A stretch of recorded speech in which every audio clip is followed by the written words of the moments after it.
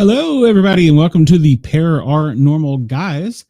Welcome, welcome, welcome. I am back in the ATL. So glad to be back. 6 hours in traffic sucked. Oh, Lord. All right, let's see who I got backstage. We got a great show lined up. Miss Cheyenne, how are you? Fabulous, and so happy to be back. Well, we've missed you. And we got the B-Dizzle. Yep. And Thanksgiving week, baby. Yeah, it is. Traffic sucks. Bobby, you actually sent me this guest. You had her on your show, and I was dying to get her on my show because she's very into the Monroe Gateway. So let's bring her out here and let her tell us. You won't regret it. I regret a lot of things. You being on the show may be one of them. I'm not sure. But just Bobby, just being Bobby being here. You'd all be dead if it weren't for me. That's probably true. Oh, and by the way, I forgot my little kick. We are live on Rainbow Radio and Yerg's Radio. You can go check us out on yergsradio.com if you can't watch us. And of course, we're live on YouTube and all the other places too. So I forget to mention that sometimes. So all right. Well, I'm hyper from too many Mountain Dews and driving 300 miles. So oh gosh. Yeah. Cheers. Have you gone to the bathroom yet? I think I did somewhere on the side of the road outside of Chattanooga. So jumping around like a toddler. me and the dog. And I lost her leash somewhere in Tennessee. I don't know where. And so she wanted out, and I'm like, "Where's the leash?" And I was like, so I grabbed a piece of, as a firefighter, I got all kinds of crap in the back of my car. I grabbed a piece of rope and made a leash real quick. I'm trying to get her out of the car, and she's trying to get out. I forgot she was hooked to the seat belt. She's looking at me like, "What's wrong with you? I gotta go pee." Okay. What kind of dog you have there? Again? Oh, she is part border collie, part Heinz 57. So yeah, she's a little bit of everything. Hyper as I was. Good mix.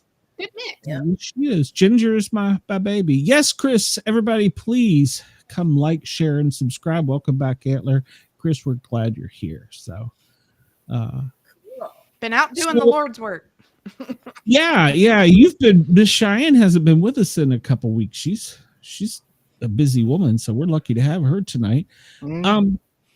So I want to talk about the Monroe Gateway, but I want you to tell a little bit about yourself first, and maybe not everybody knows about the Monroe Gateway either, and then we'll just go from there. Okay, sure. Well, my name is Alethea Jacob. I'm originally from New York. I realized I had spiritual gifts when I was a young child. I saw different beings and were communicating with them, thinking that's what everybody did, ever since I was about 7 years old. And I have devoted most of my adult life to being a life coach, a spiritual life coach or business consultant. I've worn lots of hats over the years, but I've dedicated most of my life to developing and adding to my different spiritual gifts and tools in my toolkit so that I can be of service to others and help. My main focus is to help people figure out what is your life purpose. What do you need to do in your world to have more joy? And how can you create a legacy and make it that you have a life that was worth living so that after you're gone, you know that you've made a difference. I've trained and developed a lot of different skills over the years. I have attended the Monroe Institute for about 27 years. My latest book is A Portal to Potential, The Muse of Monroe. And it is a compilation of channeled writing from spirit that came through mostly at the Monroe Institute. And so I also talk about the Institute a little bit and how it is a place that's like Avalon on the planet. It's a place that is a portal for energy and information and interdimensional beings to come through. And the place itself, for those who don't know, the Monroe Institute is a consciousness institute that uses science and technology and research, different tools over the years to help people expand their consciousness for a variety of reasons, whether it's for healing, whether it's to find information they need, whether it is to help creativity come through to develop music or inventions or patents or business ideas, or just to help your own spiritual development and explore and see what's possible. The Institute was formed by a man by the name of Bob or Robert Monroe. And he was a science business guy, you know, and he always wondered, could we use science and technology to aid in our consciousness development and expanding our consciousness so that we can have different experiences that would be useful and help prove to us that we are more than our physical body. And so I give a great shout out to them.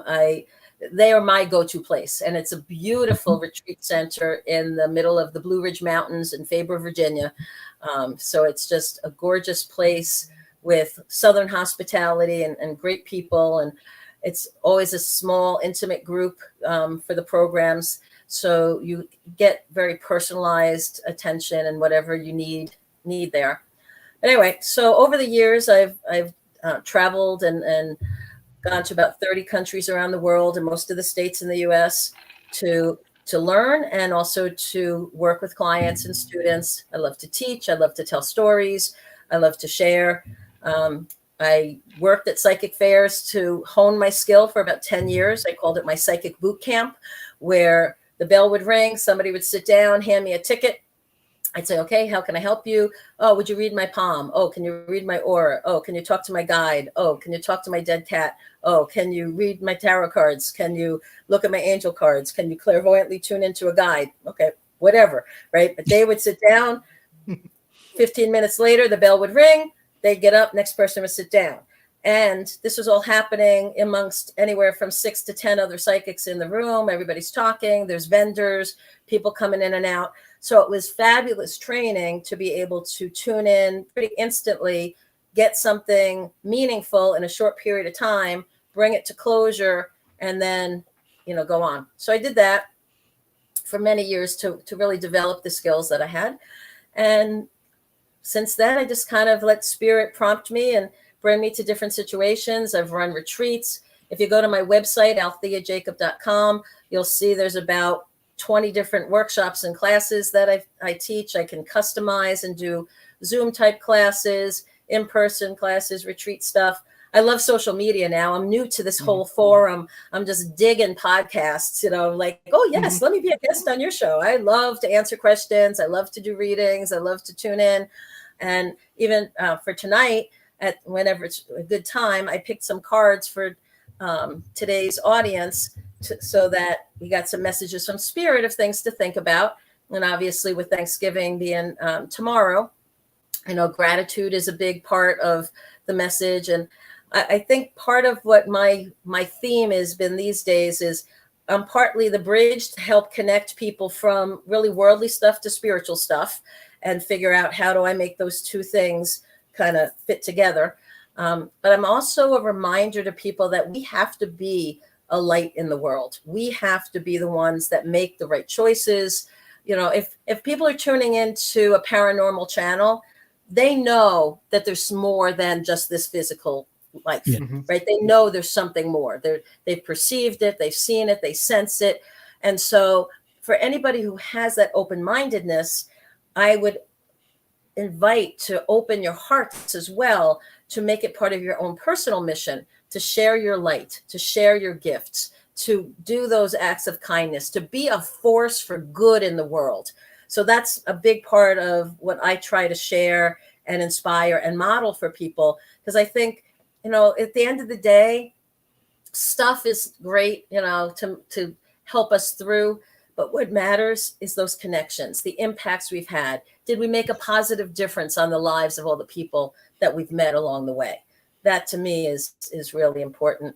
And I was not graced to have children in this lifetime. So for me, my impact is the messages. It's what will survive me is the impact I've had. The clients I've helped, the students I've taught, the people who read my books. I have a couple out on Amazon.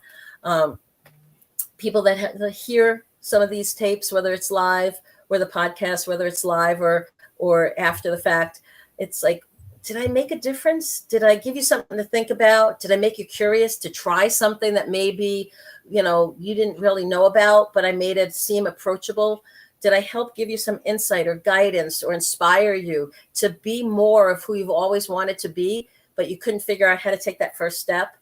Those are the things I love to do. That's my passion. This to me isn't work, doing any of this metaphysical stuff. It's my purpose. It's my joy. It's my privilege. And I'm so grateful to be on your show, and I'm happy to answer whatever questions you have for me. That's awesome. That's awesome. When you were talking about doing every 15 minutes, that had to take a lot of energy. Well, yeah. What's interesting is what I found is that when you're really connected to spirit, you get a contact high. So the longer I went, the more energized I became, because it wasn't like I was using my own battery and I'm draining the battery. I was plugged into the universal outlet. I think of my biggest spiritual gig on the opposite end, right? So I did the fairs where it was like, quick little 15-minute, and I think I got like $7 a reading back in the day, right? It was not a big deal, right? Mm-hmm.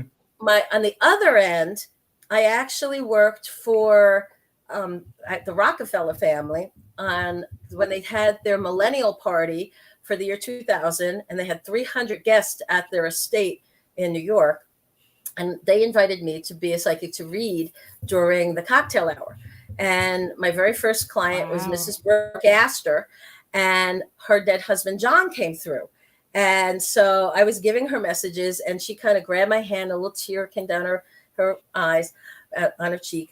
And it was like the seal of approval. Next thing I know, there's like this nonstop line of all these, very well-known, rich and famous people. And I'm like reading. And then the cocktail hour was over, and Tara Rockefeller came over and said, "Can you stay longer?" Yep, sure. Stayed another couple hours. Got to about 11, and I had a gig in Chappaqua to do. And so I was like, okay, I have to leave and be there for 11:30 to 12:30, but I can come back and be back here at 1. And she said, okay, sure, come back. And we'll have a whole dining room set up just for you to do your readings. And so I came back, and there was a line waiting for me. And I read from 1 a.m. And then at 3, she left, and she said, will you stay until there's no one left online? I was there reading until 4 a.m. Holy cow. I felt like I was levitating off of my chair.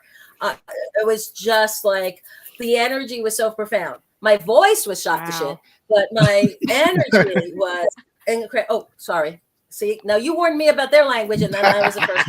I'm from New York, guys. I apologize. That was okay for FM. So, well, please tell me, and all these rich and famous people, you did Donald Trump. Please tell me. So. No, I did not. I'm sitting here thinking you leave and come back to a party like that, and everybody's wearing eyes wide shut, mask, and naked. I'm like, yeah, no, but it was you're thinking of a P. Diddy party. That was the next room down. It was kind of surreal for me, though, because I was raised very lower middle class. Mm-hmm. And, my parents struggled to pay the bills each month. It was sort of like, and here I'm sitting across from, the Javitzes and, mm-hmm. Rockefellers, and, it was a who's who. And these people that were decked out to the nines. So, the jewels and the finery. And I'm like, and they're all waiting to hear what I have to tell them. And mm-hmm. I was like, but it wasn't me, right? That's the point that most people need to understand. We're channeling the wisdom of spirit, right? It's not like me and my grand intellectual wisdom is going to tune into somebody and tell them something. I'm open to the promptings of spirit so that I can give them a message of something that's useful, meaningful to them.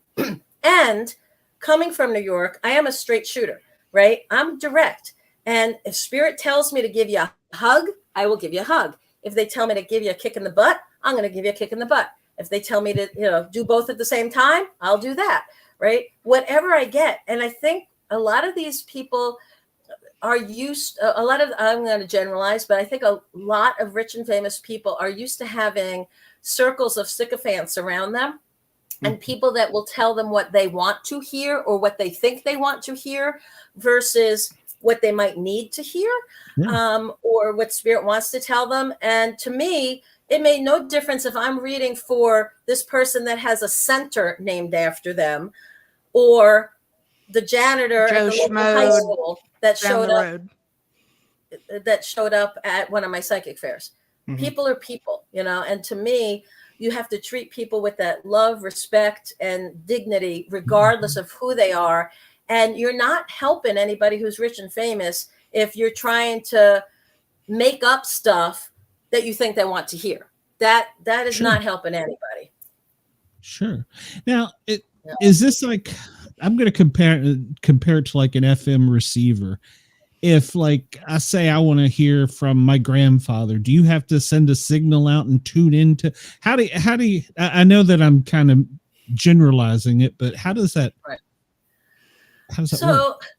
I'll tell you this, I'll tell you the story of the first time I actually did mediumship work for somebody in public.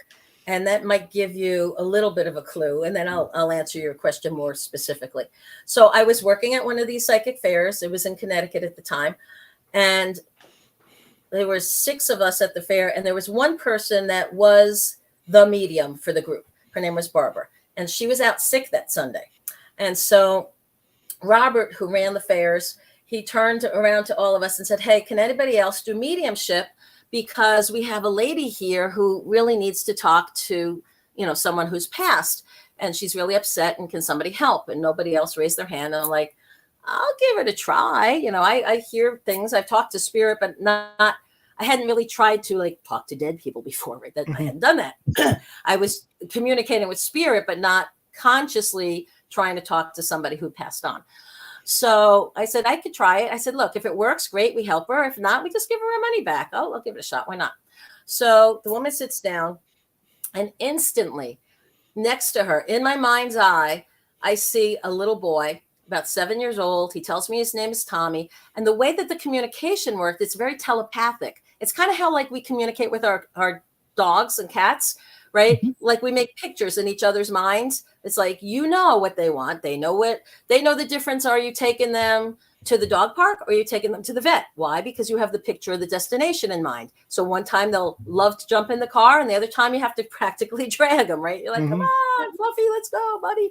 So anyway, so I see Tommy, little sandy brown hair, beautiful eyes. And so I described this little boy to the lady, and she's kind of crying a little bit. And she's like, well, I'm here about my son who passed, but he wasn't 7, he was 14. And she said, and his name was Thomas. We never called him Tommy. And I'm like, lady, you have no idea. I just pulled this rabbit out of the hat here, as far as I'm concerned. Like, I got his son, I got his name, And so I asked the little boy, I said, why are you showing me you at this age? And he said, oh, because I need to let my mommy know I'm okay, and that this was the last time I was healthy, and I want her to remember me like this. Because the only pictures she has in her mind right now are me with the illness, that had me cross over. And so I tell her that. Want to start again? And she's like, oh, that's true. When he was 7, he got, after he was 7, he got diagnosed with childhood leukemia, and he just faded away. And so she's like, I'm really glad to hear he's okay. But she's like, can you prove you're actually talking to him? And I'm like, lady, like, again, she has no idea. Like, I'm like impressing the heck out of myself here. And she's like, drilling me. So I asked him, I said, can you give me something to show me, that I could tell your mom that it's definitely you? And he's like, how about if I show you my bedroom? So I asked the lady, she said, yes. So then in my mind's eye, he shows me a bedroom, like I'm standing in the bedroom door, and I look across and I see his bed, a window, and kind of where the foot of the bed meets the window, above that, there was a shelf. And on that shelf, there was a red fire engine. And that was his toy. So I described that. That was finally, she's like, oh, yes, you're actually talking to him, and it's all good. And, so we're able to have the healing and move forward from there. There was no big process that I went through. It was, there's a need. I open my heart. How can I help? Boom. I got the vision. I got the information. Right. So now when somebody comes to me, if you were my client and you were like, I'd like some information from a person. So let me go to another. I had a friend whose father died, and he had died in another state. And so the son came to me and said, can you get a message from my dad? So he told me the father's name, and I said, okay. So I concentrated on that name in order to kind of send out the call, like, okay, if you're available, come. And if they're not available, and I'll explain why they might not be, usually a guide or an angel or another representative from the family will show up and help to be an intermediary and give some information. Because when it's very short time, now time over on the other side is not anything like here, right? It doesn't exist in the way that we can conceive of it. But in general, a soul, once it passes over, needs anywhere from a couple of weeks to a month to kind of do their life review, kind of get settled, kind of get used to the fact that they're not here anymore. They're there. And what is there like? And what are they supposed to be doing there? So if you're trying to reach out, sometimes they're available. Sometimes they might be in a healing session. They might be doing a life review. They might be partying with their long lost friend, or playing with their dog from when they were a kid that, they got reunited with. So sometimes they're available, sometimes they're not. More often, a client will sit in front of me and say, I'm open to the messages that are coming, regardless of who comes. In your heart, you might be wishing and hoping, I hope grandpa comes, or I hope dad comes, or I hope my brother comes, right? I don't need to know the specific one, because whoever shows up, that's who I'm going to share the message. I'm going to say, okay, I have with me a man right now. He used to smoke a cigar, and he wore funny hats at different occasions just to make other people laugh. And the message that he has for you is he's proud of you. He is concerned for your health still, but he's really happy that you've found a sense of peace in your life, and that your purpose and have a sense of direction, right? So do I need to know specifically, was his name Samuel and he was your grandfather? No.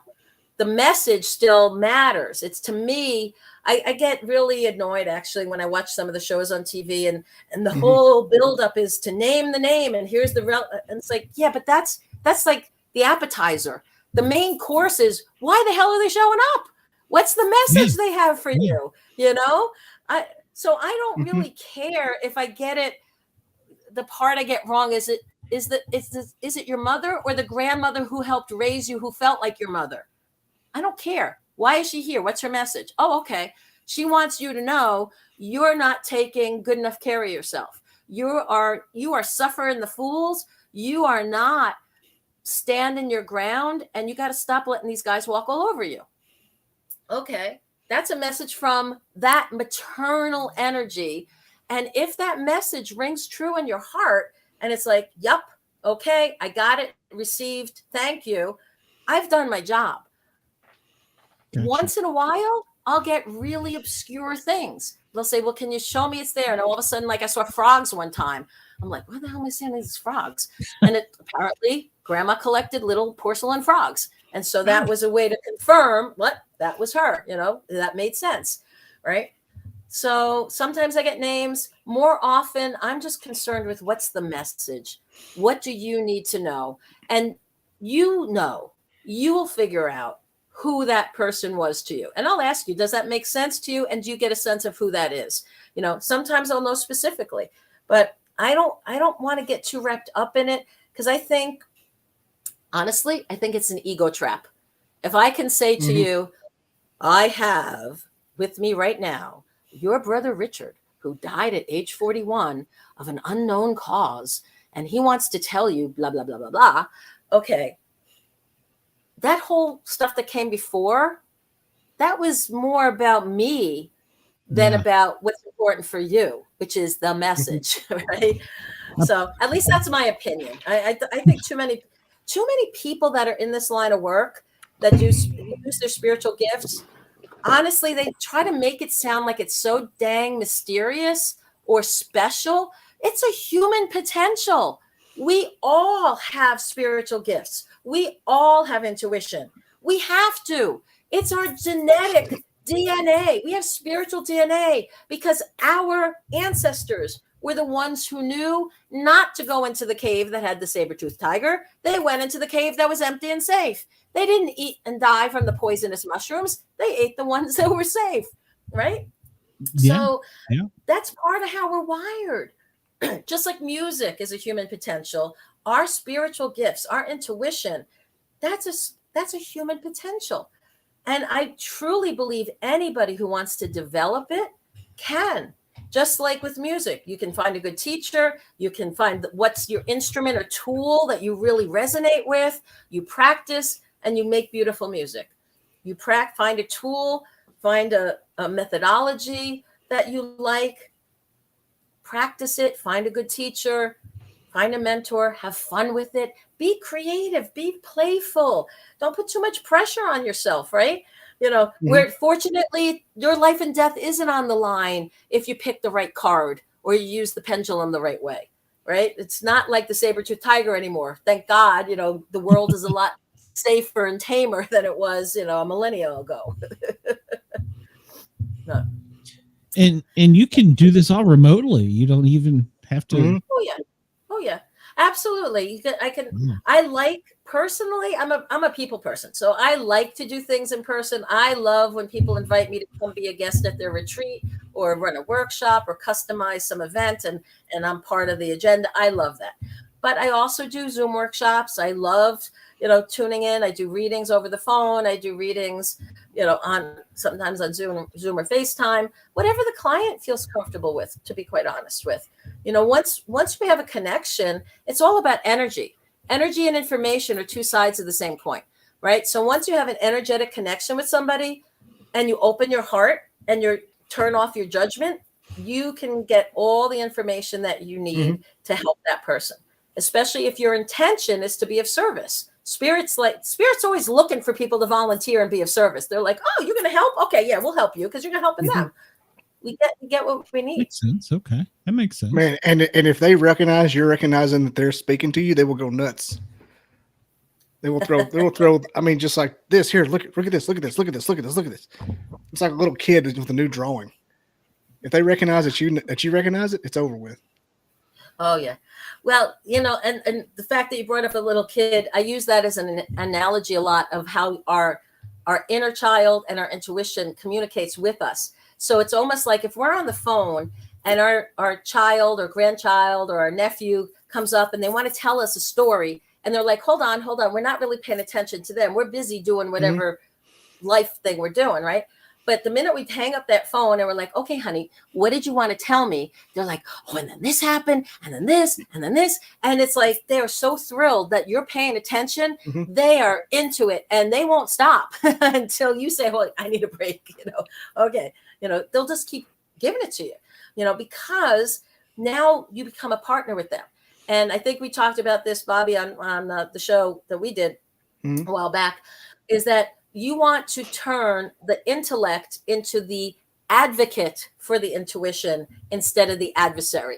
In today's world, for most people, our intellect is what stops people from using their intuition, because it's like, oh, if that's just your intuition, but does that make sense? And if your intuition said go left, oh no, we should go right just for the heck of it. Smart, enlightened people will realize that if you can combine the intelligence in your head, the love in your heart, and the intuitive promptings of your gut, you are a force to be reckoned with, because you have this coherence between your mind, your heart, and your gut. And you can get clarity on pretty much anything that you need as you go forward. And the first time that you're not scared of something you're supposed to be scared of, that's power. Like, I don't even care. Yeah. Something other people are freaking out. Like, no, this is going to be okay. And that's something the 3-letter agencies teach. You know, they want you to become basically a Jedi. And yeah.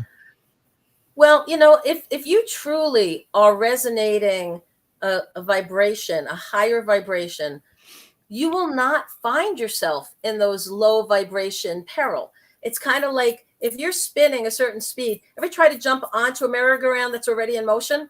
Sorry, You can't do it, right? So if your Bank off of it. energy is spinning pretty fast, because you're cultivating that through love, through service, through intention, through kindness, through wanting to make a difference in the world, and you're inviting the help of interdimensional beings, benevolent interdimensional beings, whether you call them guides, angels, loved ones in spirit, actual spirits, entities, aliens, you name it, right? As long as they're a benevolent interdimensional being and you are opening up to be a service, they're like, oh, there's a portal. Oh, there's somebody who's somebody that we can help others, right?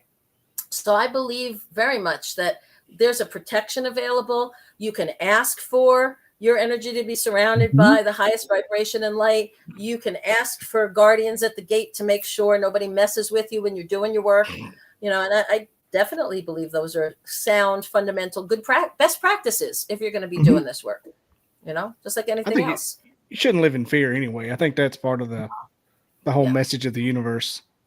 Yep. Love and peace, right? It's an old hippie thing, but it still applies today. For some reason, I had a random urge to watch Field of Dreams last week. The most random, I'm talking about out of nowhere. And, Nice. Terrence Mann, peace, love, dope. Shuts the door in his face. I've been saying that all week. Oh, that's funny. That's funny. So how about I share a quick message for everybody of the cards that I picked? Would that be is this the time for that now? I was hoping you would, please. Yeah, I'm kind of curious if anybody wants to tell me not to get bit or something. So no. Well, we know how you listen. Yeah, inside joke. I pick a couple of angel cards. I pick an oracle card. I lay out a couple of tarot cards, and I ask Spirit before I picked any of these, what would be meaningful messages to share with the audience, whether you're live right now or whether you are tuning in tomorrow or next week or next year, right? Whenever you're hearing this, my intention is that something that I'll be sharing here from these messages will ring true in your heart. It'll make sense to your head. It'll feel good to your gut, right? So it'll be this nice trifecta of hitting. And by the way, if you ever go to receive a reading from somebody, make sure it's making sense to your head. It's feeling good to your heart, and it's ringing true in your gut. Because if it's not, don't give it much credence at all, right? That person might not have the gifts you think they do, or they might not be having a good day. But do not take on something that a reader or a channeler or whoever, psychic, medium, whoever, whatever name they put on the shingle they hang outside their house, right? If it's not ringing true for you and hitting in those three places, because even if it's new news, it should still make sense. It should still feel right. It should still ring true. If it's not, do not accept it. Do not take it on and think like, oh, I have to take on this, whatever. You be true to yourself and your system. Anyway. I've used that advice a lot since we talked. It's so important because there's so many people that maybe haven't been doing this for 40 years like I have, and they read a book or they watch a video and like, oh, I can do this, and they hang out a shingle, and then they're out there, they're doing their best, but they haven't done the due diligence and they haven't become a master of their craft yet. And so if they just happen to have the wrong person come to them that's really in need, and they tell them the wrong thing, they can really mess that person up, right? So I'm all for experimenting and curiosity and trying things out. But I also want anybody who's on the receiving end to know it is absolutely your right and smart thing to do to make sure that there's that coherence as you receive it. If it makes sense, feels right, rings true, great. Take it, run with it. If it doesn't, leave it. It wasn't meant for you, or there was something lost in translation. Okay. So the first card today was the angel card of understanding.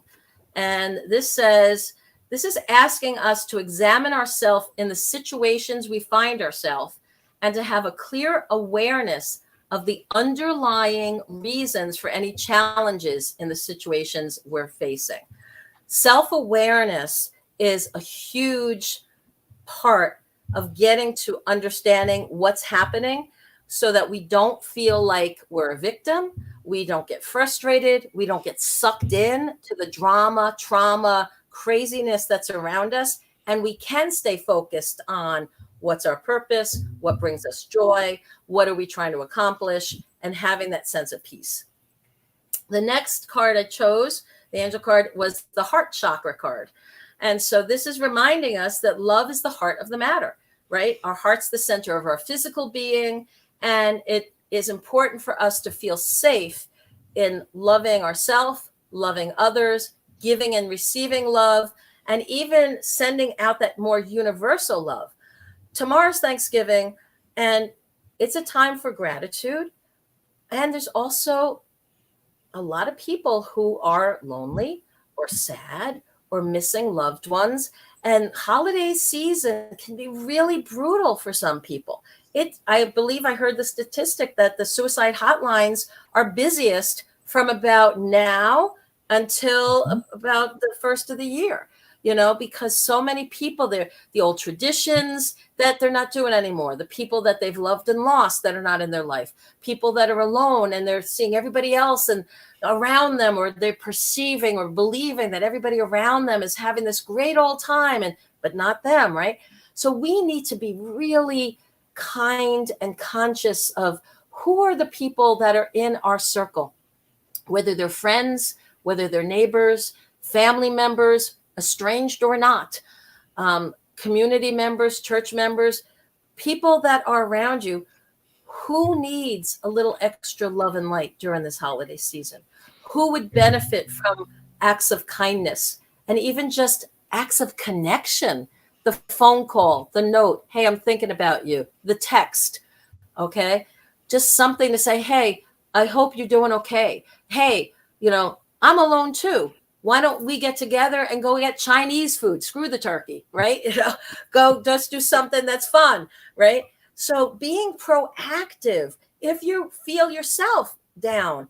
I mean, for myself, holidays are tough for me. 90% of my family are on the other side of the veil. And I grew up in a family that loved the holidays. We had so many traditions, so many. Whether it was Thanksgiving and, ripping the bread the night before so it can dry out so you can make like the perfect stuffing on Thanksgiving Day, and playing the games, before the meal, or watching the football games and passing out in our turkey coma afterwards, and, cleaning things up and then having another late night raid of the turkey and making a turkey sandwich and playing some more games until the, wee hours of the day.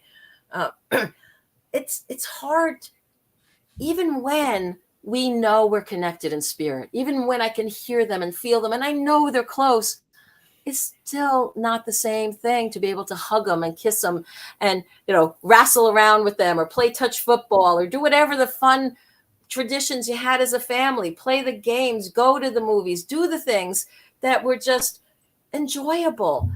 You can't do that when they're on the other side of the veil, right? So even though I'm filled with so much gratitude for the family I have left and the friends and that have become family to me, and even some of my podcast family. I'm on another network. I'm on the Bigfoot network, and it's a paranormal channel. You probably know Chris Grizzly. He's awesome. So I feel like I'm part of that family, because they've just embraced me. And I have a regular audience that tunes in for my Wednesday night show. And it's like, wow, I feel connected, but I have to look for those connections. I can make the choice to sit there and feel sorry for myself that, my mom's on the other side of the veil, my father, my brother, my uncle, my grandparents, well, on and on and on, right? Some of my best friends, gone. But there's still a lot to be so grateful for, the gifts and blessings of the now. And gratitude helps us open our heart to receive love and feel loved and even have more blessings come in. So as we're approaching this heart chakra, it's so important that we keep our hearts open. And yeah, it can hurt sometimes. You may feel raw. The first holiday after my husband divorced me suddenly, out of the blue, I'm like, what the hey? And it was like, what the hey to them? Like, you didn't give me a little heads up here? Really? Okay, thanks a lot. But that first holiday when he's with his new wife and not with me, and I'm sitting here going, what? this sucks, right? I'm like, all right, I had to be real with that. We got to feel our feelings, but it doesn't mean we have to be stuck with them and dwell in them and let them define us for the rest of our life. We have to move on, Preach. right? You got to be real. All right. The next card I chose for everybody is Illumination. And Illumination says, open your mind to your life's highest purpose and your higher powers that are available to you. Expand your consciousness and shine your light. You are becoming brighter, and everyday problems can be seen very differently and solved when they're viewed from that place of light, right? So no matter what it is, we have a choice. We can't choose what happens to us and even around us a lot of times. But what we can very consciously choose is how we react to it. What decisions are we going to make that preserve the essence of our soul and who we are as a being, right? Are we making choices that say, yep, I'm still going to shine my light. Yep, I'm going to forgive. I'm going to love and not hate. I'm going to have faith. I'm not going to fear. I'm going to be strong. I'm going to look forward, not backward. The only way I look backward is to remember the love and learn the lessons. Anything else, leave it in the past. Go forward. All right. Then I picked 3 tarot cards for today, guys. And so past, present, and future. Past was the King of Rods. And this is basically saying how important it is to develop our intuition. Rods is the suit of intuition, and having that vision of where you want to go and making sure, again, you have that cohesiveness between your mind, your heart, and your gut that helps you be in the right place at the right time, meeting the right people so you can help them. They can help you help others. The next card is for the now, and I'm laughing because it's the day before Thanksgiving. It's Temperance. And Temperance upside down is like, hey, guys, let's keep everything in moderation. Okay. Temperance says, don't go crazy. Don't be drinking too much or eating too much or doing whatever, whatever it is too much, right? Just enjoy yourself, but do it responsibly and safely. And, so you can actually enjoy the day and maybe the day after too. And then the future card here is the card of the 4 of Pentacles. And this is reminding us that balance is the key to everything. Balance in our thoughts, balance in our heart, balance in the actions that we take. And balance has a few different aspects. It can be in your finances, it can be in your health, your relationships, your spirituality, or your time. That balance of work, rest, and play. So this is what's available to us, is this power of a richness of the quality of our life, as long as we really strive for balance. And kind of circle back around to, and I get it, holiday seasons throw us out of balance almost by definition, because we're running around like that turkey with his head cut off, right? It's like, oh my God, I got to clean the house. I got to do the shopping. I got to do the cooking. I got to do the traveling, and everybody else and their brothers doing the traveling. So the 3-hour drive takes 6 hours instead. And, yes, it does. And right? You go through all that. You have to really work at what brings you back to balance. And that's part of knowing yourself, right? So is it playing the tunes and blaring the tunes and, singing away and just kind of being in your own little bubble? Is it taking a bubble bath and getting a massage and trying to relax your body? Is it, maybe it is that glass of wine, if that's something, not 3 bottles, a glass or 2, right? Getting yourself a little chilled out. Maybe it's taking your dog for a walk or going and playing, frisbee or ball or something, and getting your mind away from other things and just being in the purity of that moment of interacting with a being that only lives in the moment. Children and dogs and cats live in the moment, right? That's what they do. So being with them helps us kind of get back and grounded. Maybe it's listening to a favorite podcast and being like, yeah, let me turn that crazy chick on from New York. She's living in Wisconsin. How the hell did she wind up in Wisconsin? God has a sense of humor. I'm here in Wisconsin. Don't ask me how or why. I'm just here. But it's beautiful.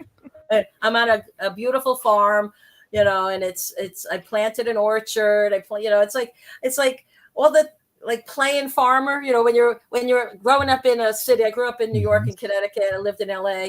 When you're living in cities, you think like, oh, if I ever had land, I'm going to plant fruit trees and I'm going to plant crops. And like, you get out here and you're like, well, I can actually do some of that. Now it's like, now what the hell do I do? I got 60 trees. I got to harvest that fruit. I'm canning, I'm freeze drying. I'm like giving away bushels. I'm like, here, come take some. I got fruit up being that, you know.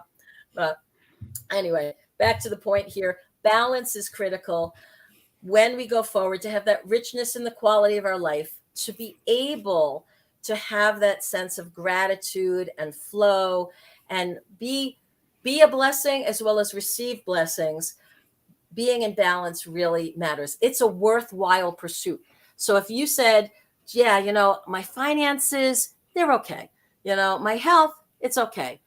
Relationships, that's where I'm out of balance. I give and give and give, and I don't get enough back. Time out. Let's work on that, right? Getting to a point where there's a give and take. It may not be 50-50, but it sure as heck isn't 90-10, right? You get it to something that's reasonable for you. And, you know, your time, work, rest, and play. How many people prioritize themselves in their own life? You have 40 hours most people work roughly per week, right? But out of the 24 hours a day, most people sleep like, okay, maybe let's say 8. So if you work 8 and you're sleeping for 8, that leaves you 8 other hours. What are you doing during those 8 other hours? That should be part of your play and fulfillment of you and things that add to your life. I know people that barely have 1 hour a week that they devote to themselves. And you're like, how does that work? You know, whose life are you living if you're not prioritizing you back into your life? And you can't be there for others if you're empty. If your cup's empty, you have nothing to share. If your gas tank is empty, you can't take anyone anywhere. So you have to make sure you're in balance. You have what you need first, right? What do they say on the planes? They used to do it. I don't know if they still say it anymore. You know, when the oxygen mask drops, right? What are you supposed to do, guys? You put your mask on first. Then you help the people around you. Somehow in our society, we've kind of gotten things a little, the cart and ahead of the horse. And it's like, wait, we got to get this back. And it's a worthwhile pursuit to create that balance in your life, because from that place of balance, you have strength, you have power, you have clarity, you have something to offer. And then life becomes a dance. You're in the right place at the right time. This is magical flow. Things happen. I think one other thing I'd like to do is just crack my book open like a fortune cookie and see what I come to. Okay. So I cracked open to a channel piece called Limitless. And it says, you will be beyond limits once they are not even a consideration in your experience of yourself. Free from the imposition of others pressing in upon your soul. Similar to the paradox where you cannot be aware of having no thought while you are having no thought, you cannot be limitless while you accept and are aware of limitations. It is only in hindsight you can notice the state of being where expansion, oneness, nothingness, and everything existed all at the same time. Like the atmosphere around you, when you are immersed in the moment does not exist in your awareness. It is not that you take it for granted. It simply would not be useful. Trying to understand it while it is happening could actually impede or prevent what is actually possible. Limitless. So I love channeled stuff in general, because anything channeled gives us the opportunity to backtrace to the source. So whether you're standing in front of a beautiful painting that a visionary artist painted, or you're listening to transcendent music that somebody channeled, or you're reading channeled words in a book that someone's written, the energy of it can transport you back up to the source where you can get what you specifically need for you. Whether or not you'll ever paint or write music or write a book. It has nothing to do with that. It's all about the energy and the information that's available that you will need as you go on your journey. So I highly recommend, not necessarily my book, but I do recommend my book because it's really cool.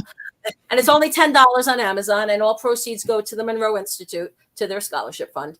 It was written as a gift to give back because of everything I received from Spirit. So I wanted to do something, put some love out in the world.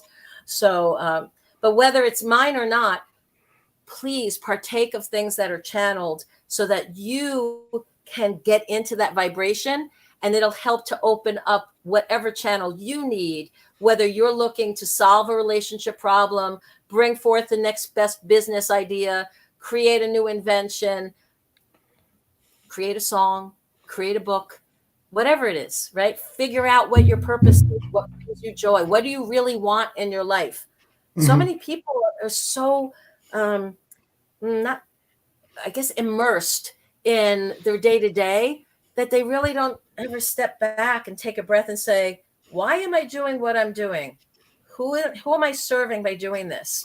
How is this helping me become the fullest expression of my soul and fulfilling the purpose that I was born for, that I chose to come and be born at this time, in this place, in this environment, with these kind of challenges or skills or situation that I'm facing? We don't. We get up, we do our chores, we go to work, we maybe hit a few errands, we come home, we relax, we repeat the next day. Next day, we do that for 5 days of the week. Saturday, maybe there's more chores involved. Maybe Sunday's your day of rest, or maybe it's a day to party and play or watch football games, whatnot. But weeks and months and years go by, and we don't stop and say, why am I doing what I'm doing? Am I doing the things that bring me joy? Am I just chasing a paycheck? Is there a better way to make money for my family? Is there a better way to find joy for me? Is there a better way to have health because I'm stressed out of my mind and I never see the family that I say I'm working so hard for because I'm working 80 hours to bring in the money to provide the life, but I never see them? Are we asking Get out of the my right head. question? You're in my head right now. Stop it. So sorry. I'm just kidding. So anyway, that's... Sorry. See, I get on a roll sometimes. So I'm sorry. So what questions do you have for me? I'm sorry. Yak away, right? Isn't it funny? I have a silent E in my name. So all y'all, you see it's Alethea, but it's pronounced Alethea. There's that silent E. I just think it's like a cosmic joke. I'm like one of the most talkative people on the planet, and the only thing quiet about me is the silent E in my first name. Mm-hmm. What do you think of the taking the fluoride out of the water coming up? Taking fluoride out of water. Yeah, for the pineal gland. I'm on well water up here, and so there's not fluoride. I grew up in Yonkers, New York, and so there was fluoride in the water, and they said back in the day that was to help with the cavities and stuff. I honestly feel that if we've advanced, that there's more detriment than helpful benefit to something. I think it is incumbent on the officials to make the smart health decision. If there is evidence one way or the other, they should be looking at that and saying, is this benefit outweighed by the potential damage or not? Because now we have a ton of, toothpaste. You can make the choice for yourself. There's fluoride in the toothpaste. You don't need it in the water in your toothpaste, right? So if there's a negative side effect, take it out of the water or stop adding it to the water because it's not naturally there. You test my well water. There's no fluoride in my well water. I grew up on well water too. Never had it. Right. Yeah. So I think that there's too often we're not looking at cause and effect enough, or we're too quick to jump like, oh, this thing is great. Let's make everybody have it all the time. Not realizing like, well, it's really good in small amounts. But if you like microdosing is great. You like force this down in big volumes, you're going to mess up a system. We are the homeostasis that we have as humans. It's a really finely tuned chemical system. You get too much of something that wasn't designed to be in that system, then you wind up with all kinds of problems. I know it was a big hypothesis that it was causing the calcification of the pineal gland. And RFK Jr. is talking about removing it from all the water. And I'm like, what if that makes people more in tune now? Everybody starts seeing things. Well, they say the Great Awakening is coming, they say. So dawning on the And, well, I will tell you this. I know that there's an intensification of everything, right? Everything seems like it's vibrating faster, it's happening faster, it's quicker. And so I think that as we're reaching this, some people call it an ascension point. It's sort of like as a species, we're going to have to decide, are we going to raise ourselves up and leave a lot of the muck and mire behind and ascend to what's possible at the next level of evolution? Or are we like, nah, I like it here. I'm good. I don't need to go anywhere else. I like it here. I like this worldliness, and this works for me. And so we're going to have a lot of polarity happening with people that are more in tune with that ascension energy, spiritual path, wanting to evolve into whatever is possible next, and other people that are like, I'm good. I don't need to go anywhere, right? And so there'll be a little bit of that. And I think that's why you're seeing some of that now a symptom out in society. There's so much contention and we, they, and us, them, and, on every level you can think of. Politics is the biggest scale, but it's in families, you see it. It's in different religions. It's in different states. I mean, there's still, I've traveled to almost all 50 states. I'm still called a Yankee when I go anywhere south of Virginia. And I'm like, really? Yep. Really? Because I'm from New York. I live in Wisconsin the last 8 years. If anything, I'm a more Midwestern woman now. Always be a Yankee. That's always boring. I don't know how to tell you this. We call Wisconsin people Yankees too. Oh, do you? I don't know how to break this to you or not, but that's also Yankee. Not as bad. Also not as bad because you got cheese and beer. So you can. Ice cream. Oh, we are the dairy capital of the U.S. Let me tell you, the ice cream and cheese. It is really hard to maintain a girlish figure when you live here. Let me tell you. But you have to. You got some great microbreweries there too. So. I love Wisconsin. I'm just saying. Yeah. Go Pack, go! Boy, the Packers. This last game was awesome. Just saying, Jordan Love, man, good guy. Mm-hmm. Anyway, it's going places. So yeah. So my God, that's our hour. Any other questions anybody has? I can't believe it. Hour's gone by already. You guys, holy moly! I got so many, but yeah, that's what I was going to say. Our time is up with you. Can I have you back? Are you free next month? Oh yes, I'd love to. Yeah, are you kidding me? Invite me. I come. I'm one of those. I'm actually one of those people. Like I'll meet somebody like at a retreat or workshop, and we'll kind of become friends. And they're like, "Hey, if you're ever in Houston, look me up, and you can come over. You can stay. We'll have some fun." I was in Houston a couple months ago. I called that person. I'm like, "Hey, were you serious? Because I'm coming to Houston. And I'm one of those people. Like, you invite me, I will come. So have me back. I love meeting podcast people in person. It's the best thing ever. Yep. Yeah. Love it. Awesome. Except for Shay. She won't meet me in person. For the most part, they're a good family. Hey, you know what, Bobby? You might in January. We don't know yet. Can y'all indulge me with doing one quick thing before we wrap up? Sure. And I'm going to ask anybody who's on the chat to do this too, to write one thing you're grateful for, one blessing you are glad to have in your life. And can we go around and each one of us say just one thing that we're really grateful for this Thanksgiving? Because when you say a blessing publicly, you own it. And when you own it, it helps to expand it. It makes it even that much more real and helps you open up for other blessings. So, hey, Shay, you want to start?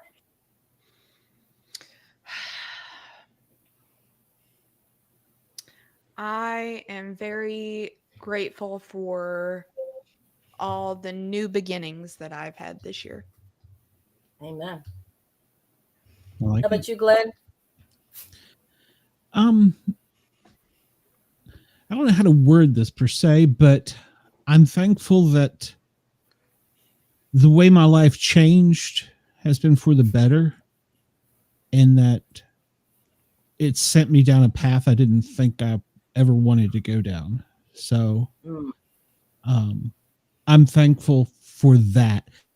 I I don't know if it was the third strike you're out law or what that got me out of firefighter paramedicine, but I'm thankful now that I am. I'm thankful, and I'm thankful that I can still be able to give back to the community and still help my family. So what you're saying is you're thankful you got bit. Remember, the voice in my head said, and you didn't listen. Everything will be okay. That's what the voice in my head told me. There you go. I'm still trying to figure out why I get bit, but that's don't get bit. It's all right. That's Alethea. That's one of my questions I'll have for you. Who the hell was in my head before my on-duty injury telling me don't get bit, and I didn't listen? I just need to know 4 more hours. Yeah. I start this conversation once a month. You have a favorite uncle who is like a godfather to you? Oh, that's the first thing that popped in my head. So anyway, how about you, Bobby? What are you grateful for, my friend? Got to go with family and finally knowing what I want to do with my life. Nice. And I am grateful that formats like this exist and that people like y'all invite me on so I can do what I do and share my stories and be out there and do what I know is my life's purpose, because that gives me meaning. That gives me a chance to make a difference. And I'm so grateful for all this new technology that I really didn't know existed up until about a year ago. Honestly, I'm like one of those older people that was kind of slow to adopt some of the technologies. And now I'm like, dang, this is awesome. I love it. And I'm grateful for people that tune in. And I am grateful. There's so many gifts and blessings in my life. And, for every challenge and shitty thing that's happened, there seems to be, on the other hand, a blessing or a gift that's there at the same time.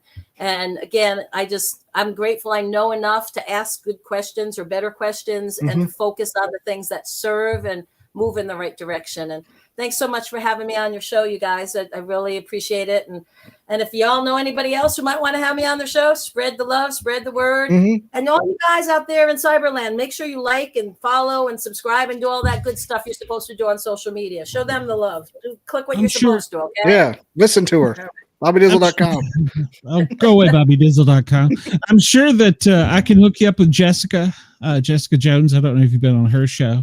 And big time. Yeah, she's got a big audience. And then, all right, y'all. Well, have a blessed and wonderful Thanksgiving. Thank you again for having me on. And, thank you. It's been I will be emailing you probably Friday, so be looking forward. Keep your Wednesdays free in December. We might just make kind of a normal thing out of you. So, all right. Sounds good. Thank you very much. We really appreciate your time. Bye. Love to y'all. Oh, I killed Bobby. Wow, what a dick. what an a-hole. I was trying not to do that. I was trying not to do that, but I double clicked. I was like, shoot, he's just leaving right when she leaves. Jesus, Bobby. Get the F out. Had enough of BobbyDizzle.com. She was great. That was really great. It went by, like you said, it went by way too quick. It gave you a lot to think about. Absolutely. A lot to think about. I was thinking about more bourbon. You're always thinking about more bourbon. Alethea. She's so cool. That's why I told you, man. She's the one you need. Absolutely. What's our next person? I love the straightforward New Yorker ever. Yeah, I love that. And yeah, she can take a joke as well as give it, I'm sure. So Chris says she was great even for a Packers fan. Well, everybody at WDJY and WRFN, we always have two guests. So we have another guest tonight. Her name is Crystal. She lives here in Atlanta with me, and she's an advocate for children and speaking out and for autism. And let's just bring her out so she can tell us all about herself. Crystal, welcome. Hi, thank you for having me. Yay. It's our pleasure. How are you? It's my pleasure for being here. Mhm. I got a chance to watch how y'all interview. So I think this is going to be very interesting, and I'm super excited to be here. I just realized it was past time. what time is it? Yeah, Poppy's like, "Who's your next guest? Why are you not why is this shit out here?" Where's the next person? Hey, I was enjoying. So Yeah, it was a good time. Well, she's a great guest. Wow, she's so much Yeah. in tune. So Crystal, you. you started this because of your son, correct? Yes, I started this whole journey because of my son. He diagnosed at 2. He's nonverbal. He has taught me patience. He has taught me understanding. He also taught me the biggest lesson that love doesn't have to have words. I'm gonna say something else. Love doesn't have to have words. You can love me and not tell me. I know he loves me. He don't tell me, but I know he loves me. Sure.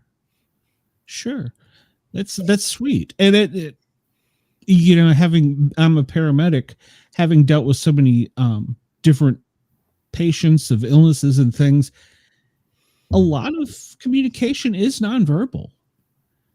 Whether it's you're a family member. I mean, when I'm on scene with someone, I always go to the family member that's most with the person, but even you can get a connection and get, not just what hurts or something. Why do you feel sick? You can get more from them.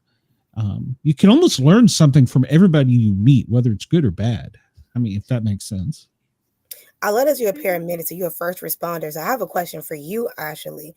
So my question for you is, how do you advocate for the people that you encounter that are nonverbal? Like, how do you know how to deal with them if the family member's not there? You look for an AAC device. Do you look for anything that they can communicate? Well, I guess each one's different, but yes, you're absolutely right. We try and go to the family member that's closest to them. If they're not available, for instance, I had it was a small bus, school bus accident, and it was coming back from it was a special needs school, and it made a turn, and the driver got hit, and it killed the driver. Oh. And this is a whole busload of nonverbal, mentally impaired people. I'm the first paramedic on scene.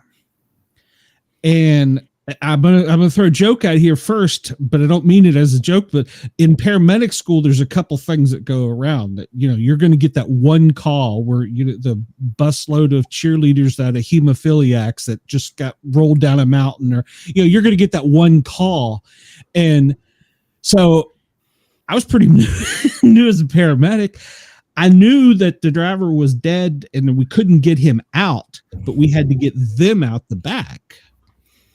But I wasn't aware of what them was until I hopped up there and put foot in mouth. Is everybody here okay? Holy cow. I got everything from muted screams to grunts to crying. And I was like, oh, wait, hold on. I'm not ready for this. I'm going to go off the bus for a minute and come back. So I ended up calling the hospital and said, look, I don't know that they're injured or not, but they were in a motor vehicle accident that should have had injuries. I mean, they're more restrained than a normal school bus would be, but right. Correct. I still need them to get checked out, even though I can't physically assess and say, they're already in a wheelchair. I can't tell if their back's hurt or their neck's hurt. That's for past me, but I'm going to try. And so it was my job. I think I had 16 of them. And I had to get them to different Atlanta hospitals. And basically I called it, I had to call for more ambulances, more resources. And basically I just got on my knees and went down the middle of the bus and just said, hey, look, I'm a paramedic. I'm here to help you. I can't, what's happened up there has happened. We've got to get you out the back of the bus. What can I do? And, you know, like you said, some of them just kind of give you the blank stare. Some are just in tears. Some are screaming. Some will move with their hands. And it's an individual thing. And you almost have to be in tune with the person. There's no magic to it per se.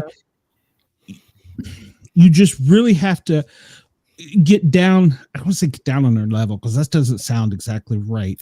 I But understand what you're saying, but I love that you did that because you're letting them know that you are an ally. And within the community, we need allies. We need people that actually have acceptance. For me, it's bigger than awareness because awareness, I feel like at this point in 2024, we're past awareness for autism and special needs. We should be at acceptance. It's the point that you accepted it. And I just had to ask that question because I wonder about that. Because my son's school bus was in an accident last year. It was in a shootout. And luckily, my son wasn't on the bus.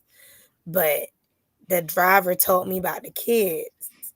And I felt, and all of them, everybody on my son's bus is nonverbal. Mm-hmm. So I can only imagine how they felt, the trauma, how they were. Luckily, my son was off the bus when this happened. So he was not. Well, and I'm thinking too, the amount of overstimulation with very overly stimulated. Oh, yes.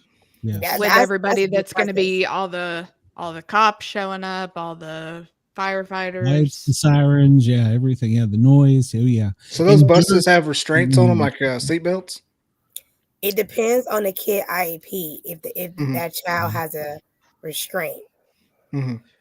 So if it's not in the IEP about the restraint, that kid probably doesn't have it.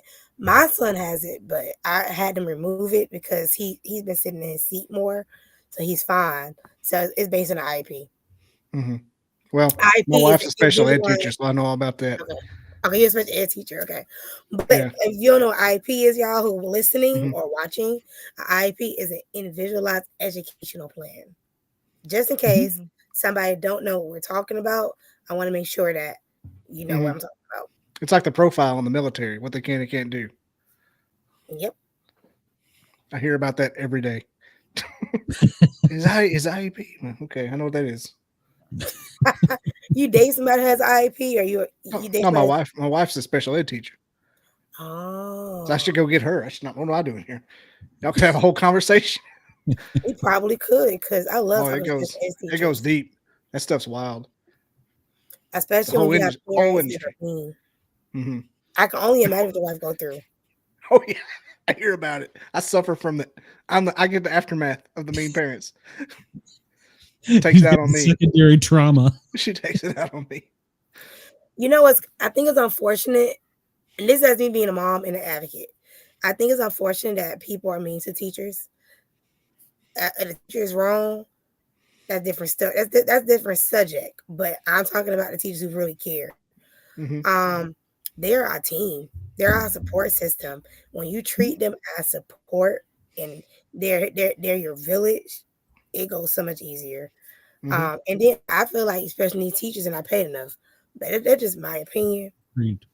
But it's another level of teaching. It's beyond that. They have all these IEPs. Some IEPs can be 50 pages long, 40 pages long, 19 pages long. You have all these different type of lesson plans. You have to. It's a lot. Oh, the legal aspect too. Yep. Don't forget the legal part. A lot of federal mandates go into it too. Yep. Like, damn. You know, I know. Yeah.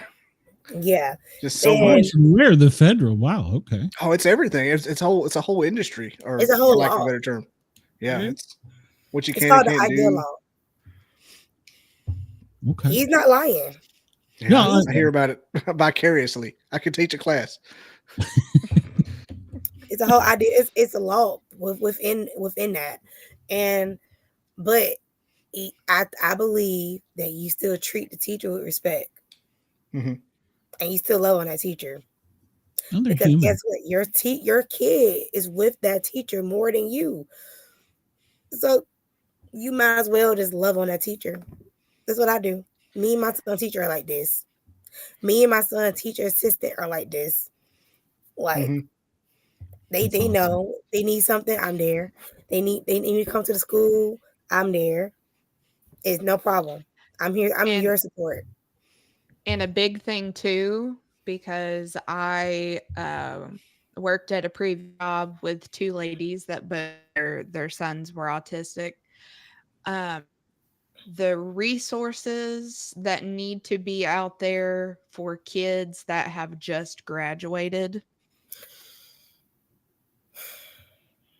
Yes. Because I know my former boss has said, thankfully, there are a lot of places that, to keep routine that they help hire individuals with different disabilities to help keep them in a, working a couple hours a week to, uh, keep them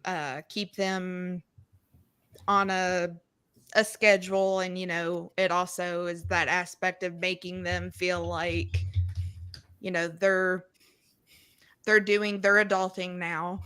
But the amount of the lack of resources that is out there, especially for my former boss, that what she deals with her son, and I don't know if it's just a West Virginia thing, Nope, it's not. but the particular issue that she's facing is basically to help him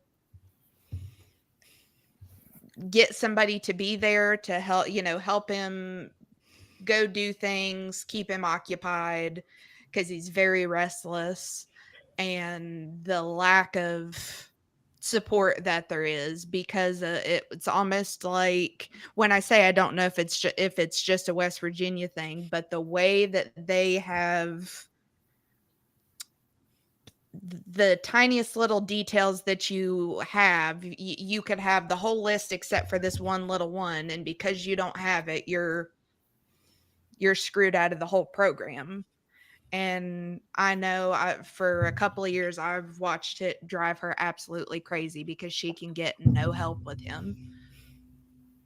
I think that is United States problem.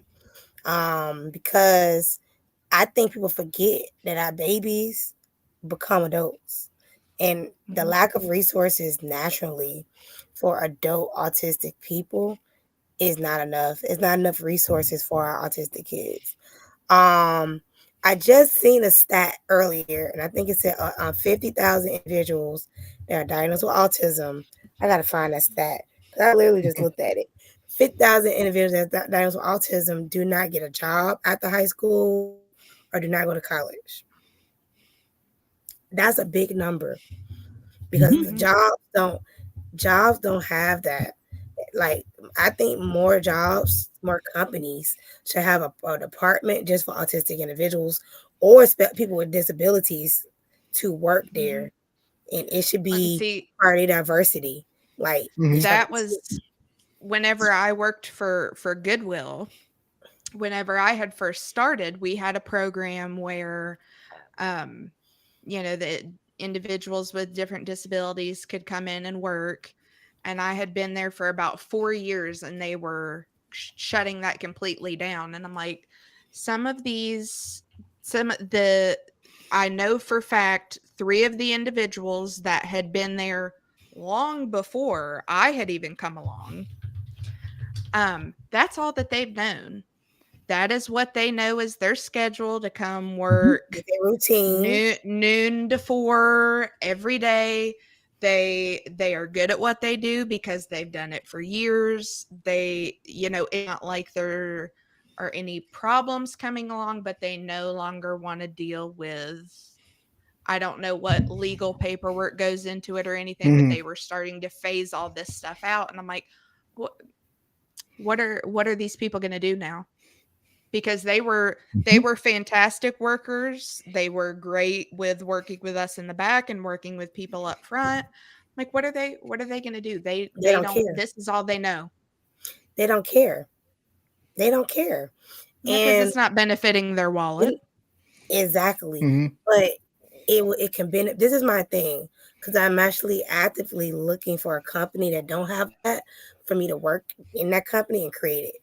So my thing is, it's about the impact. It's about the community. It's about the impact you're gonna have in these people lives that technically wouldn't get the job if you didn't have this program within your company. It's about inclusion. It's about something bigger than you.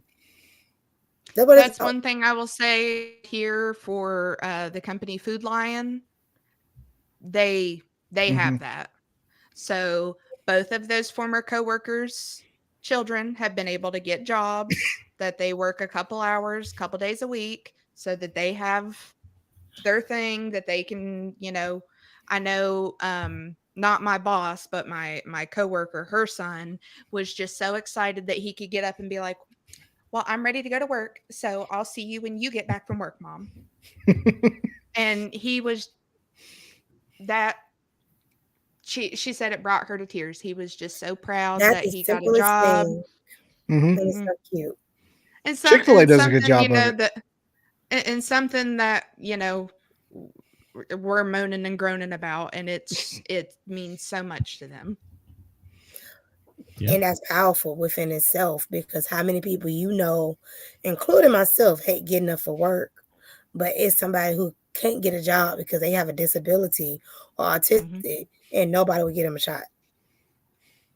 And nobody's willing to work with them and help them develop any of those skills that they might need. Right. Well, one of the things I found in my career is people are scared of them. And I don't get that.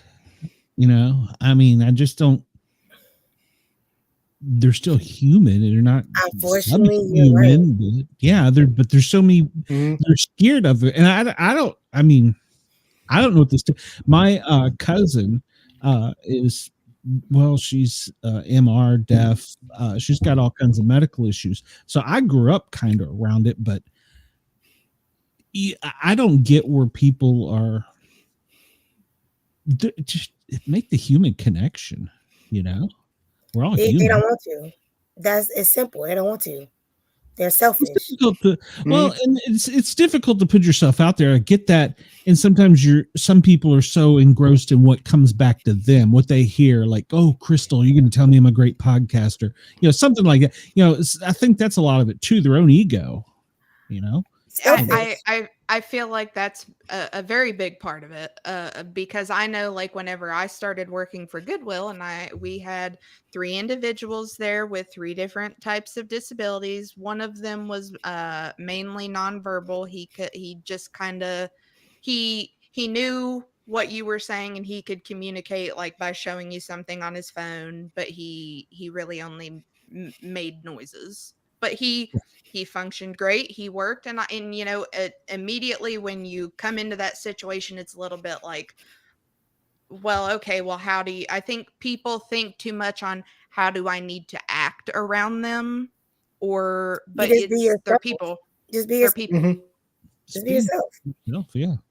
It's simple. You'll find out with them same way you find out with any of your other coworkers.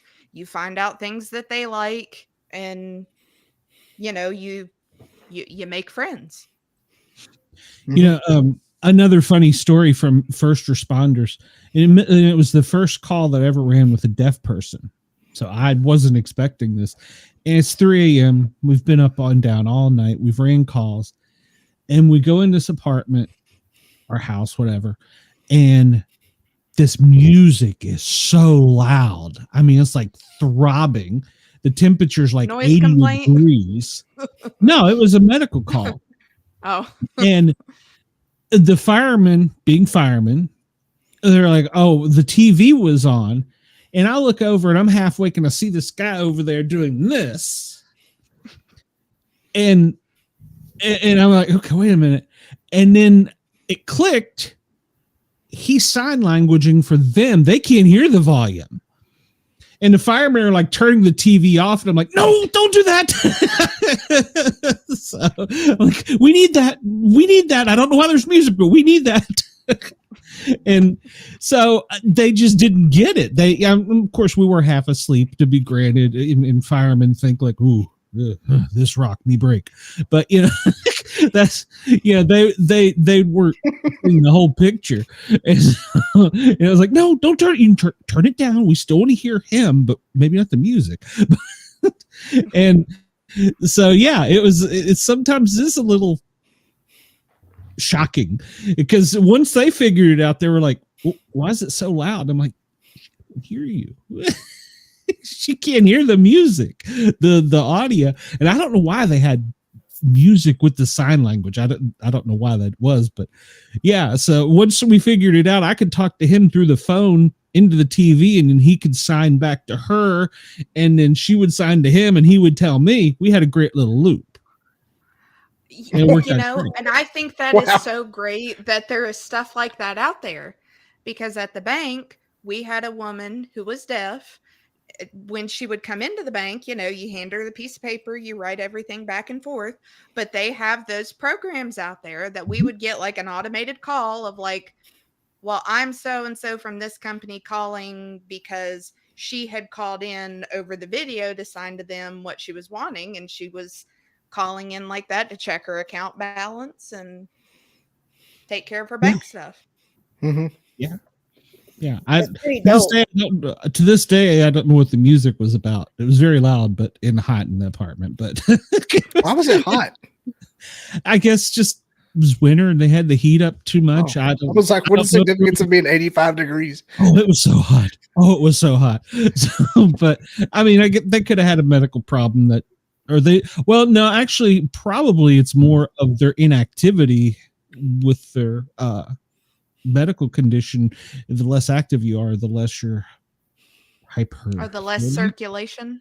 Yeah. So we make our own energy, so to speak, as far as heat. So if the less movement and activity you are, the less you're, when you sweat, or when you're moving around, you're sweating and stuff to cool your body down. So the less they are. So, but yeah, I don't, to this day, I guess now I'm going to go research why the music was so loud. But I don't know why they just didn't have a guy on the screen going, hey, you're a fireman. I'm Bob. Print it out and hold it up. So, yeah. I've used Google Translate too on calls like that. I use it at work. Yeah, and it works great. Just English to English type of message. It works great. So, but in one other thing I thought about when y'all were talking about that, getting them out of the system. I know, like with my cousin in Tennessee, she's regressed, and as she's gotten older, I mean, the medical conditions haven't helped, but she's regressed from where she was at least high school level. I think she's kind of went backwards. But now one of the problems I'm seeing, or I shouldn't say seeing, have seen, is there's another box they get put in. They're the bad guys, the criminals. They're the mental people we don't know what to do with, so we got to put them in jail. And that's not the right place for them. And there's a lot of, especially the smaller areas, like in East Tennessee where I worked. Now it's probably changed. I've been gone for 20 years, but they didn't really have a place to put them. The hospital didn't want them. There was no place for them to go, so they just kind of. That was 20 years ago, right? Yeah, it was 20 years ago in East Tennessee. Hopefully, it changed since then. Hopefully, it's not the same, especially in 2024. Like, I hope it's not the same. Atlanta, it definitely has. I know there are a lot more places out there that have like day programs. Mm-hmm. That because I have a friend whose sister has something similar, and she goes to like this day program for a couple hours, and it. I want to say Market Center. My son go to Market Center. We be there like once a week, I swear. But Market Center is where we go. So tell us a little bit about, you wrote one of them I looked at this afternoon before I left Knoxville, was the Book of Words. Oh my God. I can't remember the exact. I can't remember the exact title of it, so I apologize. But it was like something like big words. Or you tell us. Oh my God. I have not officially published that book yet, but it's called Zach Big Book of Words. But you're not the first person to mention it to me. It's a book that have over 600 words. I literally created that particular book for him, for I can teach him firefighter, police, doctor, mom, dad. It's a book full of words, and I created it for him to know his words. But of course, with me being an advocate, is for all kids. But I literally think of books that he needs. And when I think of him, like, okay, you need this, I know somebody else need it. And then I publish it. So, Makes sense to me. That would be a great resource. Mm-hmm. Thank you. That's why I created it. Literally, is it why I like created that book. Like the words like with pictures that correspond with it? Okay. Yes, it has pictures. I don't have it on the side of me because it's not officially published that I know of. I must hit publish one day. I don't know about it, but what if you did it on Amazon? It has so many words in it. I'm going to go on Amazon and see because I was on Amazon, but I don't know. But that book has pictures. It's a big book full of words. It looks thin, but it's about 600 words. Jeez. I put the word podcaster in there. What did you do? How did you just grab that? Loose net behind the microphone. I think it's a learning tool for kids to learn words. Like I want you to learn for job descriptions. I put podcaster. I put actor, actress, film director. I want kids to know you can be whatever you want to be. So that book got so many words in it. For fruit, it got dragon fruit in there. I put different things that the old books would have, because there's books like that out, but mine is just a little bit more updated. It's not a little bit; it's a lot updated. It sounds like it with dragon fruit. Dragon fruit is it's like the Food Network. Like, what kind of fruit is that? It's nasty. It's in the kiwi family. Yeah, it's nasty. You got it at Whole Foods. Like, what in the hell is that? It depends on which one you get. I don't like the white dragon fruit. It's got to be the pink one. Oh, okay. I haven't had the pink one. I had the white one. Very nasty. You know there what? is, I believe, a yellow one too. What? I gave up at one, and I don't know what color it was. What's the fruit that stinks really bad? It smells like an armpit. They always talk about on Food Network. Is that durian? Oh, the star fruit? Yeah, durian. Oh, I can't. Durian. They always have it on. They always have it on Food Network for no reason. It smells really bad, and chop it up, and eat it. I think it's one. It's one of those that's kind of like cilantro, where to some people it tastes like soap. Oh, I love cilantro. So to some people it tastes apparently just as nasty as it smells, but to some people it doesn't. I think I must like soap because I love cilantro. Yeah, I see my face. I don't even eat that at all. He's like, nah, no, thank you. Street tacos. I'm just like, give me all the cilantro, chop it up. I love street tacos. You found the street making tacos. Some things be good. It tastes good because they need their rent money. They're doing it for money. She's doing it for the money. You can tell. She really wants it. Tastes so good. I'll be like, oh, she works hard for the money. Right. Atlanta, you go chop to that carne. Not Moreland. Yeah, I'm off of Moreland. No, little 5 points, and be a girl over there making street tacos. Oh my god, little 5 points. We've got a girl that lives here. I'm in Huntsville, Alabama, and we got a girl that has a tamale truck.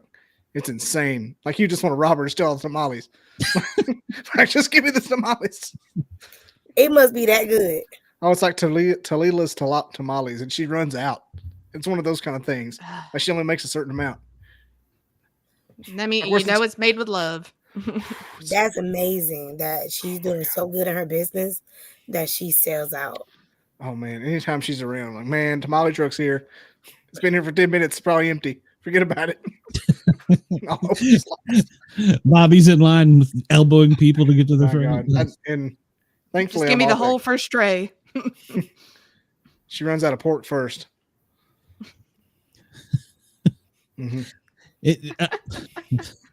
I'm hungry, and I'm so hungry. Tomorrow's Thanksgiving. I'm starving. I want to go to Whataburger right now. A thank you to Greg for texting me earlier, and he's like, Salisbury steak, and I'm like, damn it, now I'm hungry. I'm not even hungry. Yeah, we got this other little food truck down the road called Mama's Crab Shack, and it's a lady and her son. He's like, and he calls her Mama, not like boss or chef or hey Mama, we need. And I'll get a catfish po' boy and I'll make it fresh. It takes 30 minutes, but God almighty, it's the freshest catfish po' boy you'll ever have. And I'm in North Alabama. So. Yes, please. A catfish po'. Catfish po' boy. It's just a big sandwich. Yeah. Yeah, it's a big piece of fried catfish with some hollandaise sauce and like a piece of tomatoes and lettuce. It's from New Orleans. It sounds good. That catfish is so fresh. Still flopping. It's amazing. They just got it in a tank. They just got it in a tank flopping around in the back. They making it fresh. Have you ever seen the video to Old Town Road? That Little Nas X song? Like little kid says, Mama. That's what he said. Mama, we need catfish po' boy. That's what he sounds like. And she does. She makes it right there. It's insane. Oh, I'm so hungry. Is there anything to eat back here? Start eating these bobbleheads. I'm starving. I came in and there was already sausage balls on the counter as I was unloading the car, and every time I walked by, I'd grab a sausage. I've already eaten my allotment of sausage balls. I ate a whole batch. I'm pretty sure I was getting the stink eye, so I stopped. But, save those for tomorrow. We got guests. I don't care. I'm hungry. Oh my gosh. Oh my God. You need to go eat. Get off camera and go eat. I will. So, well, Crystal, are you ready for Thanksgiving? Don't worry. Am I ready for Thanksgiving? It is tomorrow. I'm ready for the dressing and the turkey. Yes. Mm-hmm. Can leave those cranberries alone. So. Oh, that sounds nasty, but no, thank you. The only cranberry salad I want is if my sister makes it. I don't know what she does. Cranberry salad? Yeah. She worked at an assisted living for like 15 years. Oh, I know what it is. You know what I'm thinking about? I'm thinking of the cranberry sauce in a can. Oh, no. The jiggly stuff? Yeah. No. I was picturing the green Jello mold, or the mold with the cranberry. I don't know what that was, but just the green Jello with all the fruit. Yeah, that's what I was thinking of when you said that. Yeah, so, no. No, hers was cranberry salad, but it had like walnuts and a couple other things in it. And I was originally like, no, you couldn't pay me enough. But then I had it, and I was like, I don't know what you put. I don't know what witchcraft you put into it, but it was good. Cranberry salads are really good. You can add some strawberries to it. You can add some pecans to it. Some balsamic vinaigrette. I cook. You sound like a chef. I cook, but I don't cook when I'm single. I don't cook. I don't cook when I'm single. You don't want to cook for yourself. No, I gotta eat. I live in Atlanta. I just got preach. Well, we're blessed in Atlanta. So the only thing I can't figure out is in Doraville and Chambly, all the Chinese restaurants have Mexican people in the back. It confuses me. So it confuses me. So that's every Chinese. It's still good, but I don't understand. They're learning. I think that's every place. No, not in Atlanta. Yeah, Chambly is its own little world. If you've ever been there, it's its own. Then you're gonna go over to the Mexican restaurants, and they got all the Chinese people working in the back. How's this work? I'm so confused. No, not Mexican restaurants. Swapsies. Oh wow. Well, you know what that means? Diversity. Yeah. Well, they are learning. Oh, they are learning each other's. They're learning. It's just diversity. That's all. I love that word when it's happening. You know, is it delicious? Yes, that's all I care about. Oh God, I would always tell them I want the Cho angry. I want the general angry. Make him very angry. And more pepper, please. Don't call him Tisos either. No. I want Cho angry. I want him so angry that he burns me both going in and coming out. So I love the general. How do we Who was the general? General Cho. General So's chicken. Yeah, General So's. Yeah, Cho, whatever. Yeah. Oh, spicy chicken. Like from It's Seinfeld. TSO. It's not Cho's. So's. Look, I barely speak English. I am out in the Appalachian Mountains, and I can say it right, okay? Okay, you schooled me. I get it. Tisos. The Tiso's chicken. We want the Tiso's chicken. That one. I never heard that before. Yeah. Really? It's one of those. He didn't really exist. It's like an American version, just spicy chicken. It's American Chinese food. Yeah, they have it. They have it every It's little. basically like little fried chicken and like a sweet and spicy sauce. Chili sauce. Yeah. It's really It's good. always And it's always typically, a little it's a little spicy. A little bit of sesame seeds. It's good. It's always got the pepper next to it on the menu. Mm-hmm. Yes, it's Yep. very good. And I used to tell him, make it angry. I want the general angry, and they would always, angry. they always knew. They always knew what I wanted. They put more pepper in. Okay, so yeah. Like How did you on it's at food? a I'm sorry. one pepper. I did It's that. at a I'm one just pepper watching and you y'all get a talk. 4. Don't pay me no attention. You're the whole reason we're here. So. Sorry, it's called a rabbit hole. We just hungry as hell. I think the hungriest one I got to rant will be Bobby, then be UC, and then Greg is at the bottom because he's not as hungry as you two. Well, I had the sausage balls coming back and forth. While I was Sausage. I had just had just chili. chicken and broccoli from Ooh. Heinz, so I'm not hungry at all. I had the T-bell, so I'm good. Bobby over here need to eat a whole horse, but I just ate too. That's what's bad. It has no effect. Didn't take. It's I just had it's some the chili. lead up. It's the lead up to Thanksgiving where it just no man can be I satiated. cannot wait till tomorrow. And now I hope my mom made some sweet potato pie. You like it with the pecans on the top? No, who does that? Yeah. Sometimes you why? make that sweet potato that's got the pecan crust on top. No, No. no. Marshmallows. That's sweetheart. That's called pecan pie. Pecan pie. Pecans? You know. Yes, that's Well, pecan. pecan pie just got pecans and that gooey stuff. I don't know what the gooey stuff is, but it's good. Custard? I don't know.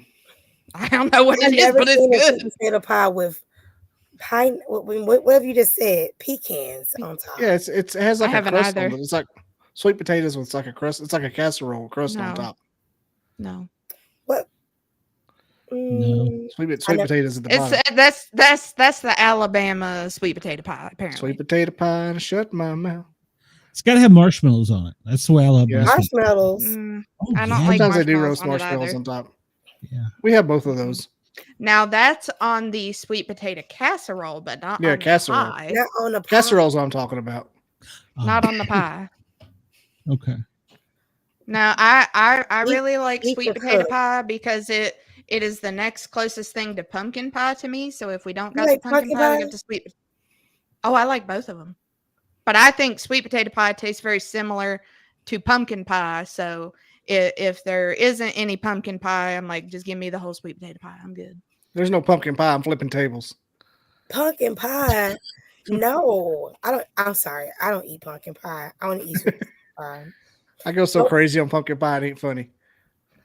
Like I usually make my own just to divert the rest of the traffic away from me. He's got one in the bedroom. Here's He's your got pumpkin like pie. a Sam's Everybody else has Club another one. size. Oh, I No, love sweet pumpkin potato pie. pie.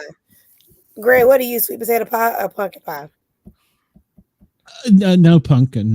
No pumpkin. No, I don't like that at all. Oh, I mean he from Damn, Atlanta. communist. Greg, you from Atlanta? No, I'm originally from Washington D.C. So He been adopted into the Atlanta culture. 'Cause Poor thing. We don't eat no pumpkin pie.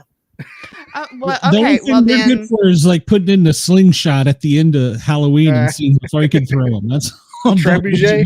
But yeah, okay. Okay, well, Crystal, then I need your opinion then. Go ahead. What are your thoughts on pickles? Oh Lord. I love pickles. Oh Mm. Lord. Do they belong on the Chick-fil-A sandwich? Ooh. I draw the line. No. Out the window. Before I get out of the parking lot. Out the window. You don't even make the sandwich. I take them off. It is stuck on the person behind me in drive-thru's windshield. Out the I love pickles, but not on my sandwiches. Maybe on the side. See, that's fair. Don't like them on the sandwich. Like, I love tomatoes. I don't like them on my sandwich. I don't like tomatoes at all. Glenn just up there being a bitch, ain't liking pickles at all. You know, pickles? I like some pickles, but not Turned into an anti-Glenn rap. 9%. I like spicy pickles. I love all pickles, but I love my spicy. He frequently commits hate crimes against dill pickles. Dill pickles are nasty. So, No, they're not. I think it's your taste. You go right to hell. you can talk make to my your own. wife. That's where I'm at already. So. You can make your own dill pickles too. Oh yes. You can make it from scratch. They're the best. We made some pickles one year out of squash and zucchinis. They were really good. I was shocked. Yeah, they pickled right up. They pickled right up. They were pretty good. I mean, I guess it's the same spices. I mean, did you eat it the same way? Yeah, we You made ain't got to cook it or nothing. We made it into like a relish. Yeah, it was good. Is that what they call chow chow? It was kind of like chow chow. It was squash and zucchini. Burn it. That sounds nasty. I'm sorry. That doesn't match my palate. It don't sound appetizing. I just eat anything. I put it on a hot dog with hot sauce. It doesn't matter how it tastes. Coat it in hot sauce. It was so good though. I love hot sauce. Me too, but not what you just said. No. Dill pickle. Oh my God. The squash. No. That sounds nasty. Hey, squash takes on it's one of those things that takes on the flavor of anything it's in. That's what makes it good. You just put it in that spice and it takes it on. I mean, I can see that. I just don't think the same, because the skin of a squash is a different than the skin of a cucumber. I just can't imagine it. Cucumber's a little tougher than a squash. That's why you had to shave it off in like relish instead of just being like a whole thing. You ain't got to shave it in relish. So how long What kind of relish? What was that? How long did you So you don't shave it off for the relish. What kind of relish you buying? No, I mean like you chop up squash for relish because it's a different consistency than a cucumber. It doesn't hold together like a cucumber does. No, thank you. So how long did it take to make? How many days? About it. We canned them up and ate them in a couple of days. Instead of like a week like you usually wait. All right. Well, Krista, while we're doing this, deep dish pizza or thin crust?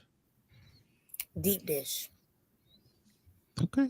I'm with you. Hey, we are fans of the deep dish. We are just not fans of pizza casserole. I'm sober. I'm not getting into this tonight. Chris, I don't have the time. I'm with Jesus right now. He must do pizza casserole. no, that's Chris. No, he's just got a strong opinion on it. I don't have time for it. There's Chris. Yeah, Chris is here. Yeah, I like New York. I like New York style. New York style. You know what? In Atlanta, we got this cute restaurant been open for years. I love New York style pizza too. But I like Chicago style pizza too. I just like pizza. Yeah, that's a good way to put it. Yeah, me too. You know, and I love that. Pickles is to Glenn what football talk is to Antlers. Accurate. That's true. That's true. What? So who love football? Me and Bobby. We're I used football to. nuts. Well, Anybody a Falcons fan? He probably roll tide. oh yeah, God, yes he He is. roll Roll damn tide. Julio Jones was there. You only roll tide because y'all don't have a real team. It's We got a true. real team. Our coach. You have a Well. college. That's a team. They get paid good money. They pay the students good money to play. So now they paid less. Y'all have a college. Y'all don't have an NFL team. That's where I went to college. I don't understand why they don't have an NFL team. But This roll is, this is tide. great. I don't know who would play there. This is great. We got that weird spring league. That's awkward. Like, yay, it's The spring. UFL, yeah. It's springtime. We're done. Y'all Not really. support roll tide though. Roll tide. How Yeah. did it feel that y'all lost? Did y'all lose? I'll throw things at the wall, break things, punch my wife, that kind of thing. Drink over half a bottle of alcohol and keep us on a podcast for 5 hours 5 hours. is what he It's does. really emotional. Y'all been on the Yeah. podcast for 5 hours today? No. No, because That this happened one SOB got shit faced. It happened one time, and Chris started it. How he's Yeah, Alabama. Yeah, Chris was putting that bottle in your hand. And you all in Alabama. He in Atlanta. He came in Chris is in hot. Chicago. I'm in Atlanta. Chris is one of our viewers. He's in Chicago. No, Bobby came in hot because Alabama had lost that night. So he came in hot. So He was Yeah. mad that his college team lost. Understood. yeah. It's like another member of my family. And then though. he proceeded to continue drinking. That was And the we best were food show you ever had. and we were on the show for 5 hours till like 2 a.m. And I don't remember like 3 of them. So what was the views? What was y'all audience saying? Oh, laughing their fun with asses him. off. They're having Oh so my much God. fun with him. It got wild. The I don't remember amount any of- of it. I need to go back and watch it so I can tally how many times he said "roll damn tide" and how many times he took his hat off to turn it around backwards. Yep. We're gonna have a I'm talk wearing an about Atlanta this. hat, It's an Atlanta hat though. He was big mad. Are you okay Yes. now? Are you okay now? Not okay. Oh, it's okay. It's in my Sorry DNA. your team didn't make it. It's like that the crash hurts towel. We his set a stomach. table for Bam at the Sunday dinner table. No, I think Alabama need their own NFL team, but roll tide. The sad thing is, Bobby, it'd be in there's Birmingham. always It'd be in a scary part of town. Like, who's these people? Wait, so the college is in Birmingham? No, Tuscaloosa. Bama's in Tuscaloosa, Oh, but the NFL team would probably be in Birmingham. I don't see y'all getting one though. Y'all go too hard for a roll tide. I don't know. It's I don't know if they could channel that emotion because it's one of those things like you were raised into it. It had to be like generational. It'd probably take 30 years to get it ingrained. Yeah, it's most definitely generational with Alabama. Yes. Anybody meet from Alabama, they all say roll tide. I'm like, Because everybody's like, you don't like pro football? I'm like, well, no, I wasn't raised with it in my crib growing up. I was raised with the Falcons, and I'm forever gonna be red, and I'm forever gonna be a Falcons girl. I like the so- Falcons. Yep, the Atlanta Falcons. We're going to Super Bowl this year, baby. I came up in Washington D.C. with the Redskins, the Bullets, the Wizards, Bullets. I don't know what they There were called. bullets in DC, guaranteed. Oh yeah, there were. No, I think it was the Bullets, the basketball team. I don't know. They changed their name. Like every team in DC has changed their name like 5 times, and then they finally got baseball after I moved away. So, because it was always the Baltimore Orioles was their team. And Baltimore's football team got mad in the middle of the night and packed up and moved away and didn't even tell Baltimore. So that's how bad they hated them. Oh my gosh. They did. They did. So, yeah, the Indianapolis Colts used to be the Baltimore Colts. And Mhm. one night they got angry at Baltimore and they put everything on tractor and trailers and they left Baltimore and didn't tell anybody. It's like Lane Kiffin leaving Knoxville. That was in the 80s. That Yeah. sounds illegal. Well, you know, when you get a lot of money, you can do whatever you want. So Auburn gets less Unfortunately, respect than the That's Jets how do in New society York. creates us. True. Crystal, I am so sorry. We got sidetracked here. I love it though. You're great. Before we get out of here, we still got 10 minutes with you. But before we get out of here, I want to make sure that you tell everybody where they can find your stuff, find you, because we'll get off on the side trade and then we'll be out of time. So let's get that out of the way first before Bobby starts talking about souffle or something. I'm done. We're probably going to talk about roll tide because his team didn't make it. But anywho, you guys, I am Crystal Jordan. You guys can find me on all social medias at I am Crystal Jordan. You need an IEP advocate or you need my help write your children books. You can email me at crystaljordanadvocate@gmail.com. You can find all my books on zachariah.com or Amazon. And if you have any questions, comment and they're going to share it and I'm going to read it. But other than that, you guys, I'm super easy to find. Well, You need to come hang out with us on a Saturday, Crystal. Oh my gosh. Yeah, what time? 9:00 on Saturdays. Okay, but I don't drink though, so I'm gonna be sober. It's We fine. need some. Well, I have to stay sober because I'm pushing buttons. So we need at least one person sober. So yeah. So lately I come on the Saturday show. I'm out by the fire. yeah. I might have a glass of wine. Who knows? Can't, Bobby, it's fine. you may fall into the fire one day because you're gonna be drunk. Try not to. I try to drink out there. You do that thing where you drink. You ever do that thing where you're drinking and it's dark and somebody turns the lights on and you fall down and you're like, God.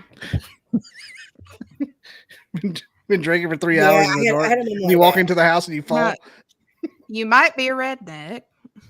Leave me alone. Y'all funny. I have 3 different personalities. Oh wait, if you come on a Saturday, that's what makes it great. yes. Saturday, we have to keep the first 2 hours FM friendly, and then after we turn that FM button off, sometimes it's nuts. Hard. Yeah. The chat is usually brutal. So yeah, you're welcome to come on. You gotta have a thick skin because sometimes I see the conversation it goes like this. And you got to jump in, jump out, jump in, jump out. Well, and you never know what Saturday's topic is going to be. So I love your crown on your headphones. Thank you. That's her. Are you an ally? What was it? Are you an ally? Yes. Okay. I kind of figured this was ass. I don't know what she's talking about, but okay. You can tell me later. And a number of different ones, but I'm pretty sure you and I are on the same page. Yep. Okay. I have no idea what's going on right now. It's fine. Don't worry about it. I thought that was a World War II reference. The girls are talking. The girls are talking. Hush. That's right. We got our sports in. Let them talk about it. So. No, I want to see her whoop Bobby's ass about it again. Look, I'm fine. I'm happy that you're an ally though. I kind of figured I think that's amazing.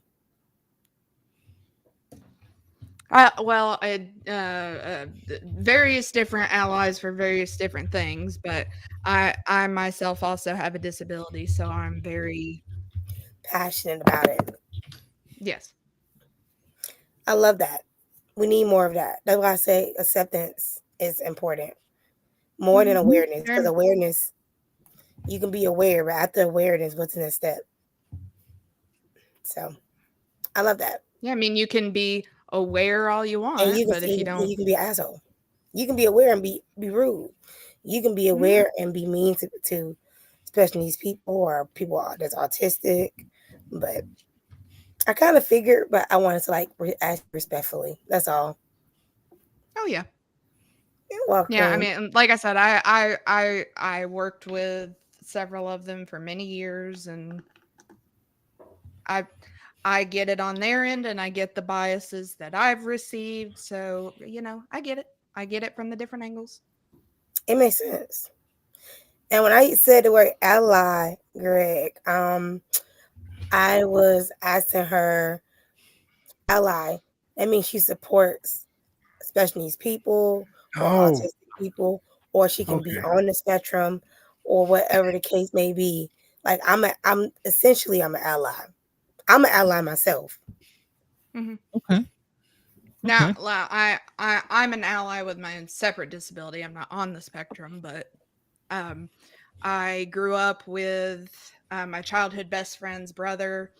For the longest time, they didn't want to go get him tested because it was at the time that was out of the norm around here. But watching, he was like a little brother to me growing up. So watching him grow up, and that childhood best friend has went on to, she works down in Huntington at the autism center that's down there, and him also with autism has graduated and went to work down there as well. So I've seen it from a lot of different angles. So I love that. I think I was blessed to be raised in Washington D.C. I mean, my school alone spoke 13 different languages in the 80s. So I think I was blessed because they didn't separate people like they do now. So you never know who's going to be your classmate. So I think I was blessed by that. So I think that's made a big difference in my life. well, and that even whenever like I was still in like elementary school, that was still then in the early 2000s. Right. We didn't notice, and granted, it could have been because it was such a small town school. We didn't have a lot of kids that went there, but you didn't start seeing this separation until like we got up into middle school, and then obviously in high school. But then in high school, it was a little more odd because there were only certain classes that they kept anybody separate for, which I didn't quite get. Granted, one of the girls who I was friends with, she was in the special needs classroom for all of her regular classes, but like for parenting, she was in there with us. So I don't know if maybe because it wasn't one of the core classes, it was more of like it was more of an elective. I don't know if that had any difference to do with it, or I guess it would depend on what was on her IEP. Yep. It most definitely depends what was on the IEP. Because I was in special education too. So, but I don't know what was on my IEP, so I can't answer that because I'm actually in a process. I'm about to request my records to see what was on my IEP. But oh yeah, I'm about to request it because I need to know what was on this IEP. Yeah, Because that'd I be believe interesting to I'm know. on the spectrum, so I need to know what was on that. What did they do? So why did they put me in special education? That'd be interesting to know. yeah, I was gonna. Yeah. I mean, I didn't talk until I was 5, and then I had a speech problem. Yeah, it was real bad. Nobody could understand me.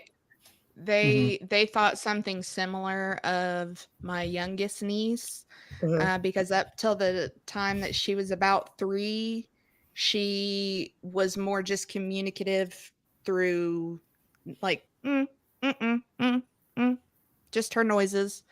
And my sister-in-law was very adamant on teaching her oldest daughter and her sign language to communicate from a very young age, just to help communicate. But they were concerned she might be on the spectrum. Well, she was just a quiet kid, but they had taken her to speech therapy, and I'll tell you, for like a 3-4-year-old, that was the most eloquently speaking child I'd ever heard. I'm like she'd come up and she'd just be like, well, shy, I got this, and this is what these two do together. And I'm like, Sounded like she was misunderstood. yeah, I think it's very, I think her mother was pushing her a lot more than she needed to. We were just kind of like, leave her alone, just give her a little bit. You know, my middle daughter had an IEP. She was 8 weeks early and premature, so she always had. Yeah, I guess why did I not remember that earlier? But yeah, I mean, it was the thing. Going, we went to all the speech therapists. And well, I mean, I believe they do IEPs for multiple different reasons. Oh yeah, it's not just one thing. 13. Wow. Autism is just one of the 13 categories. Oh yeah, learning disabilities, all kinds of stuff. Well, and I believe also for if like they're more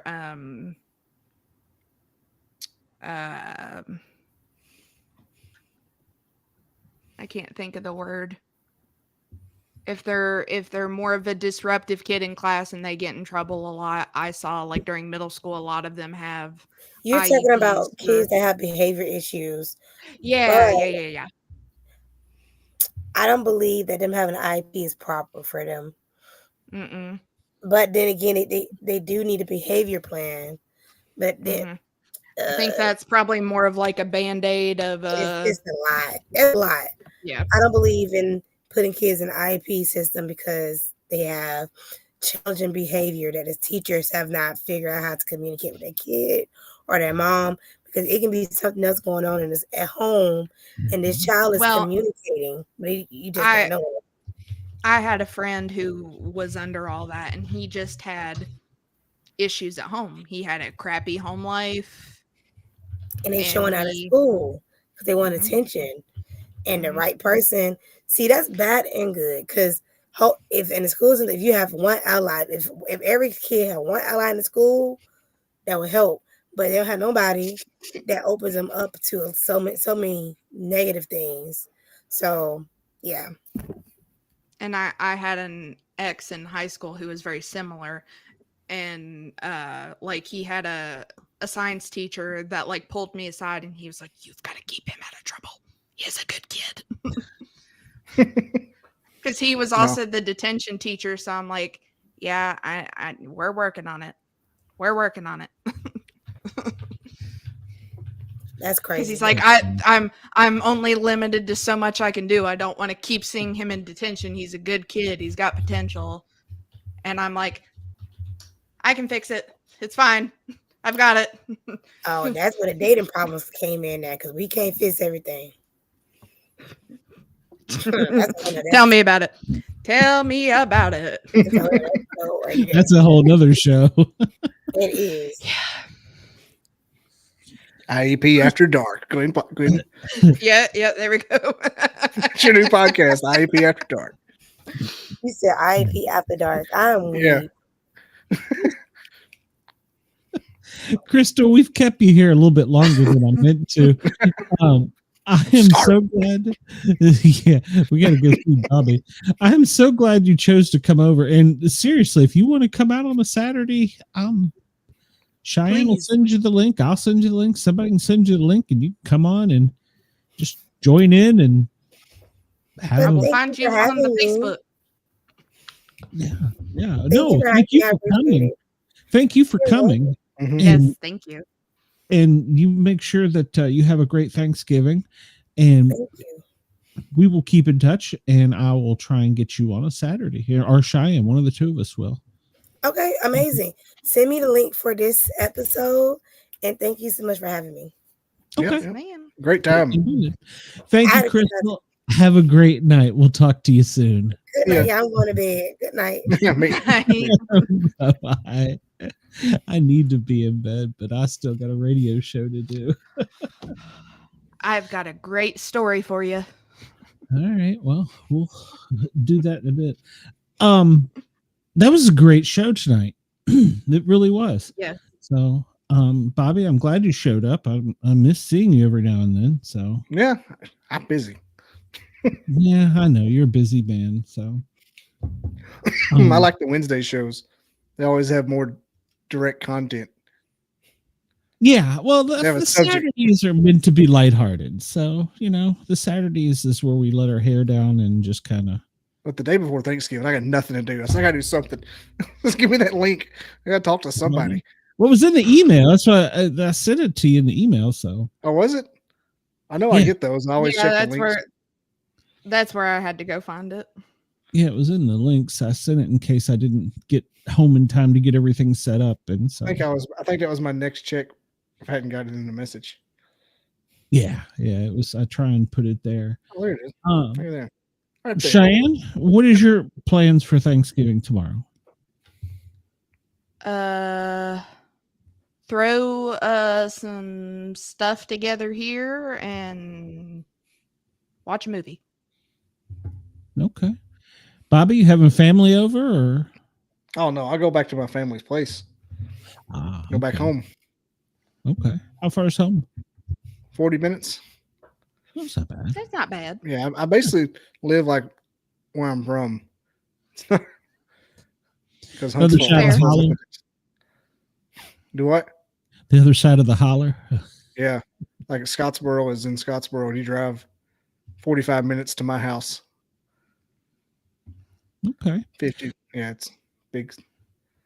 Well, I was obviously in Knoxville, so I came home so that tonight when the turkey comes, he can deliver all the stuffing, and I'll be here for it tomorrow. And yeah.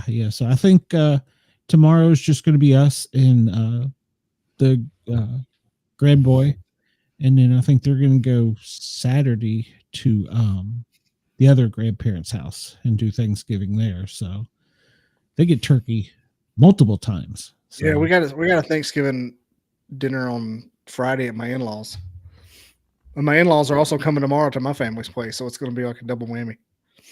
And then tomorrow Tyler is smoking a turkey, which is new. So I have not had that. Oh, they're good. I'm good, sure. Good and juicy.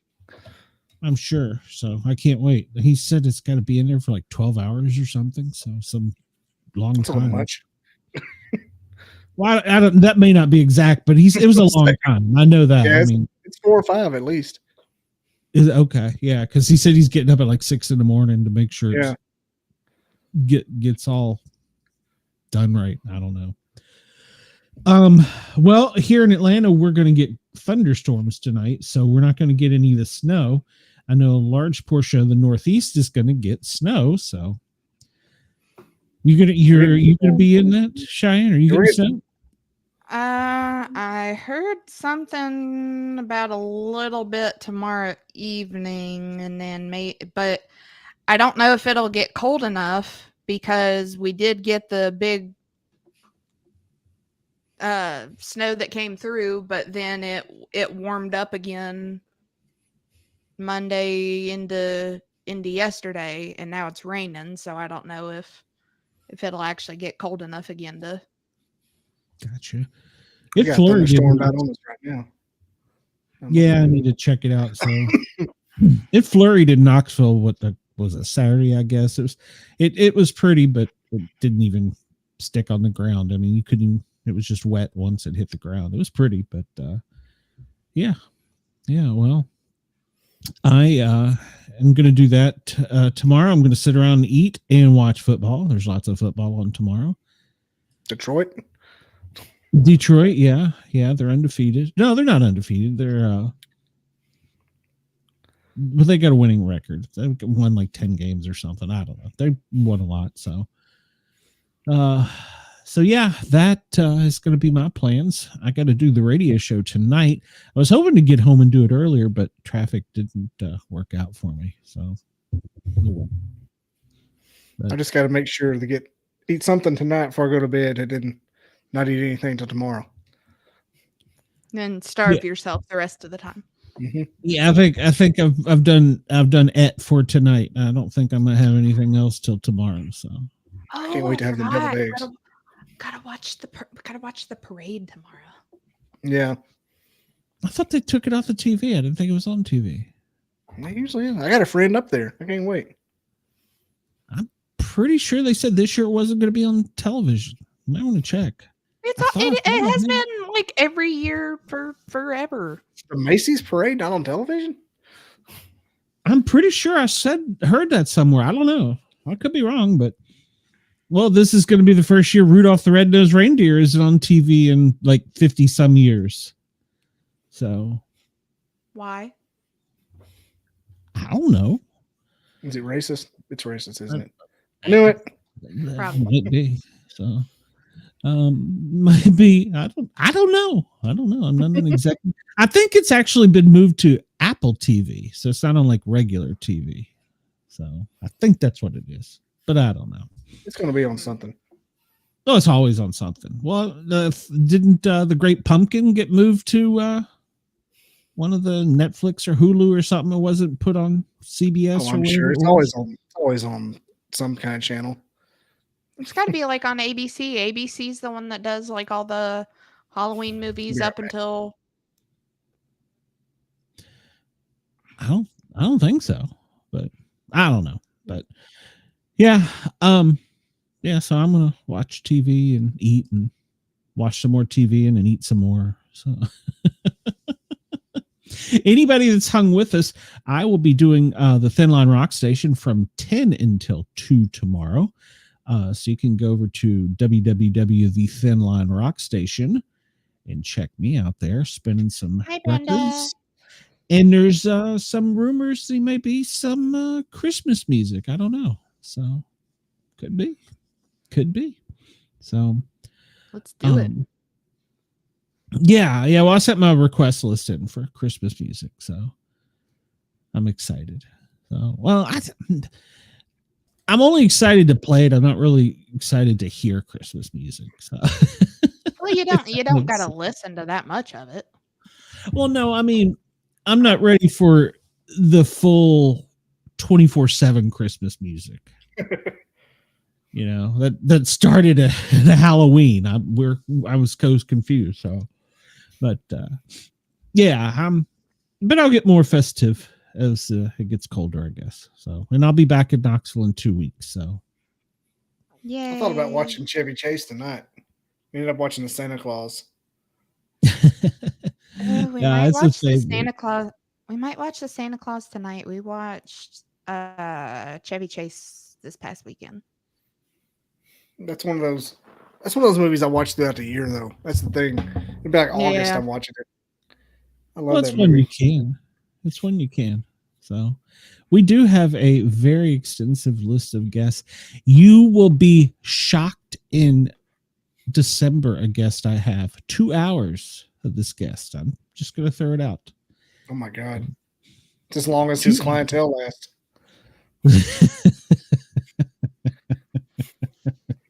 I was like, got an extensive career in it. So look, I talked to the I might have to. Go ahead, Bobby. I talked to the witch sex worker, so I don't know what else you want from me. I might have to see if I can get a day flip for that one. Yeah, I know Aaron's coming over for it. Amanda hasn't bowed out yet, but she might. The 18th. Yeah, December 18th. I didn't even look. It's that'll be fun. That'll be fun with Aaron there. We just have to keep it, and I've already warned him. We have the first 2 hours has to be FM friendly, and he's like, "Oh, I'm used to being on Sirius XM." I said, "Yes, I know, but we gotta."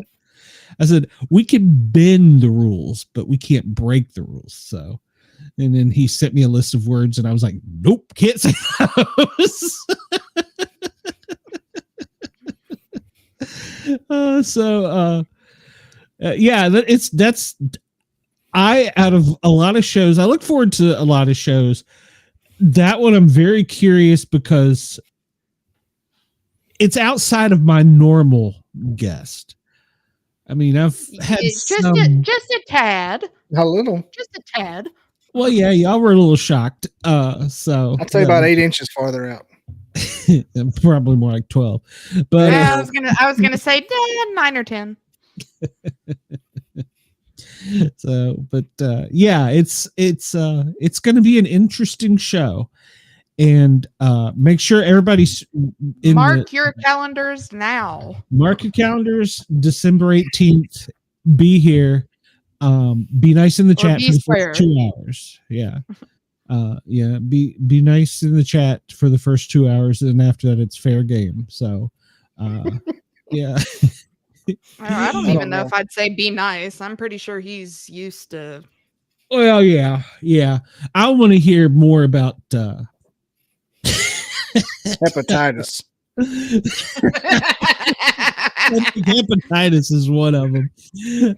Gonorrhea, we talk about hepatitis. The venereal diseases. Diarrhea. My first girlfriend. Yeah. So the Ghana herpessyphilades. Yeah. Well, I'm more curious about the accidents and the outtakes. I can't wait to hear some of those stories. Oh yeah. So, and behind the scenes. So yeah. Behind the scenes. Like that. He was behind the camera, so he said, "Well, no." What was it? But was it one of those like the POV ones where like he said he never got an erection during his entire career? Bullshit. Me neither. Bullshit. Liar, pants on fire. I'll let you all argue that one out with him, but that's what he said. So, who am I to judge? So, I haven't either, but I'm in IT, so it's different. You've never found a computer sexy, Bobby. Not one. Why, hello. Hello there, motherboard. Say I speak now. It's a MILF. It's a motherboard I'd like to fix. We're gonna get you a shirt for that. The lamest. I want to use that at work. They're gonna think I'm a genius. I just made that up. That's pretty great. I'm gonna make somebody hyperventilate with that joke. So yeah, you make sure December 18th be there, and January the 4th. If you haven't got your tickets for Greg Ogle's event in Cullman, Alabama, well, you need to hurry and get them, because some of the cast from this show is going to be there. So this guy, that guy, maybe that girl, I don't know. Little Dizzle will be there. Little Dizzle, you'll get to meet the Little Dizzle. We got VIP seats. Amanda will be there. Is she giving out autographs? You know, I don't know. So, yeah, she's going to be there. So yeah, it's going to be good time. So make sure to get your tickets and come out and meet us for that. And I may watch Greg Ogle's other documentary tonight. There you go. You know, that was something that I wanted to say something about. When Alethea was talking about, I forget what it was she was talking about, and how things just evolve.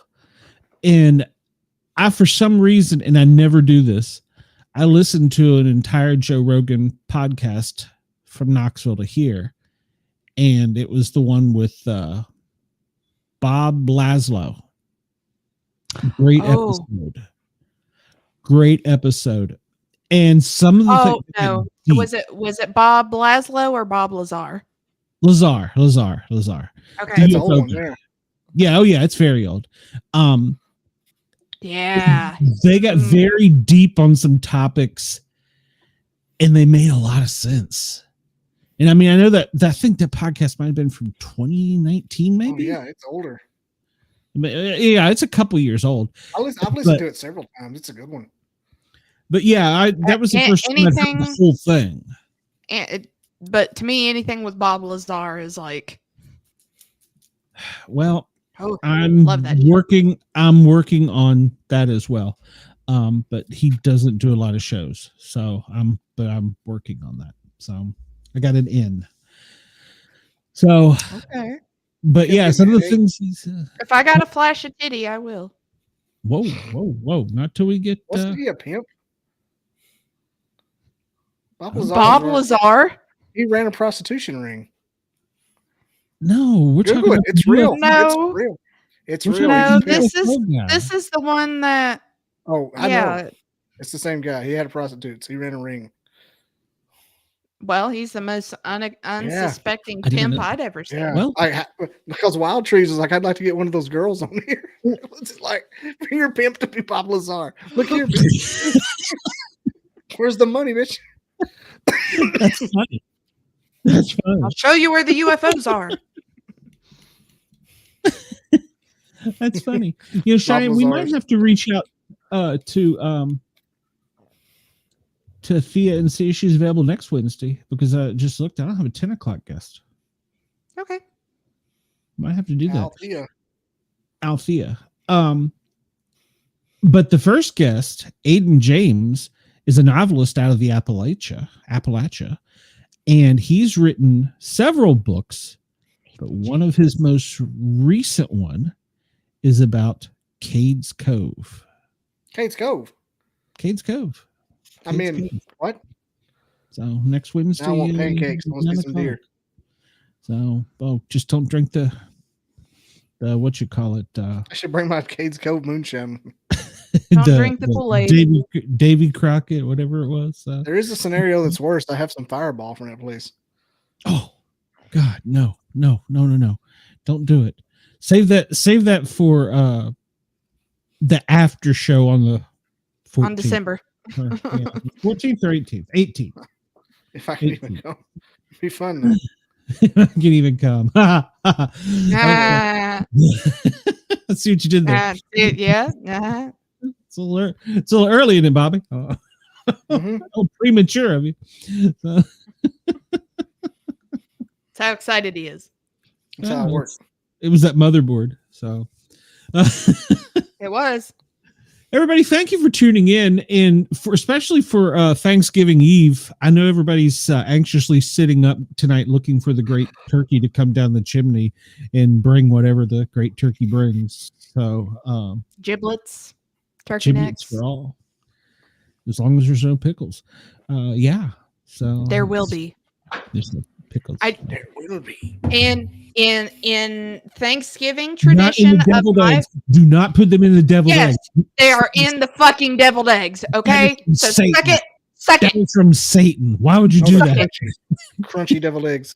That's got bugs in And it. there is a Thanksgiving tradition that, as part of the dinner spread, there is there is a plate of olives and dill pickles. Get out. You won't be invited for my Thanksgiving. Show up with that. I don't know what to do with No, plate because I'm bringing like I'll knock that plate out of your hand as you come up the front porch. three tubs worth of the only correct deviled eggs out there. No, those are from Satan. I want deviled eggs so bad right now. I wish I had some hot sauce. I got a bottle of Frank's in there. Yeah. Sriracha. Sriracha is much better. I like Tapatio in Louisiana for deviled eggs. Yeah, Louisiana's okay, but I've gotten to where I like sriracha on pretty much anything here Oh lately. yeah, So, Sriracha is good for it. Sriracha's not bad. yeah. And I found a new one. It's jalapeno sriracha. And it's pretty dang good. Is it still Wee Fong that you're using, or is it another brand? I don't know. Does it have the rooster on it? I can't picture it. No, I don't think it does. Melinda's is the one they're selling at Walmart now. Maybe it was Melinda's. I love Melinda's. They got all kinds of stuff. Yeah, it might have been Melinda's. But yeah, I saw that and had to grab it, and I tried it. I was like, "Ooh, this is good." So, yeah. I've got a great work story for you if you want to hear it. Happened the other day. Do you want to kill the stream first, or do you want to do it It live? doesn't matter to me. Okay, well, it's up to you. I It's mean, not inappropriate. Oh, well, go right ahead. Tell us your work story. So, this whole month, my boss has been off, and I have been doing still my training with one of my coworkers who has helped me a lot. So we got a call for an MVA on Tuesday. And explain to the audience that may not be familiar with the lingo. The MVA is a motor vehicle accident. Okay, And it says vehicle/animal. So I'm like, okay, and I'm looking over on our rapid SOS system where it pinged, and it's showing that it's on 19, which is basically the interstate part that runs through from Raleigh all the way through Nicholas County up through. So I'm like, okay, somebody got in an accident, hit a deer. Send out the call to because the guy on the phone said he didn't need an ambulance. So I sent out everything over the radio to send the fire department out. So 1 rescue and 2 engines go out, and I get a call back over the radio that's like, county. I'm like, yeah, go ahead. He's like, yeah, I'm going to need you to get us a rollback and call the DNR, please. And I was like, okay. And he goes, we've got an over 250-pound black bear out here that, it's dead, but, yeah, we're going to need you to call the DNR. So these poor tourists coming through from South Carolina in a Jeep Grand Cherokee hit an over 250-pound black bear that was trying to cross the interstate. Totaled the Jeep. One. Oh yeah. Yep. Well, yeah, animal calls are sometimes interesting. Well, because typically there's all the ones a whole course on automobile accidents, motor vehicle accidents, and animals. There's actually a whole course on it. So because you can my thought whenever my trailer. First thought was like, oh shit, they've got a live black bear out there. And we've just sent like the 3 youngest cops out there to go get it. Bait. Yeah, shoot it. What? But it was just fun. It was just funny because I get another call. They went ahead and sent one of the engines back. So we've got an engine in the rescue truck out there, and just the sound of his voice was, we're going to need a rollback and for you to call the DNR. And my coworker has helped me, with as much as they dick around with each other, just sounding, professional. And I was just like, okay, copy. Why? And he starts laughing. He's like, yeah, there's an over 250-pound black bear out here. Just the sound of, oh my God, in his voice was the best. He thought it was a deer too when he left. Yeah. I would have loved to have been riding shotgun with DNR rolling up to that. Just, well, what the hell we got here? One shift, our ambulance was late coming back into quarters at shift change, and when they came in, the whole front end was mangled. Bumper was pushed in, grill was gone, hood was bowed up. What the hell? Like, we were coming back from a call. This is in Atlanta, and we hit a horse. What? Okay, did you call somebody? Says, we got out and the horse ran off, so we didn't know what to do, so we came back to the station. I'm like, what? like, you guys are staying call for the county, damn it. You're staying for the internal investigation because there ain't a damn one of us buying that you hit a horse in an ambulance and came back to the station because you didn't know what to do. No, I thought it was great. My first weekend working there, they had to send. They were like it's the two youngest cops that are there, and they're the only ones that I outright know their names. But they get sent out because somebody called in that there were a bunch of cows loose, and they get out there and they're like, "County, there ain't no damn cows out here. Guess we'll go up the road." Oh, yep, there they are. Yep. Yep, there's a couple of them. And then we got a call Sunday into Monday. It was just a general illness call. And the caller said, tell the ambulance to come up this way because driveway, but it's narrow and it's easy for you to get stuck. The two that were on duty for the ambulance company are ones that regularly come in and just hang over at dispatch. And they're like, it's fine. 30 minutes later, yeah, we're going to need you to call the wrecker.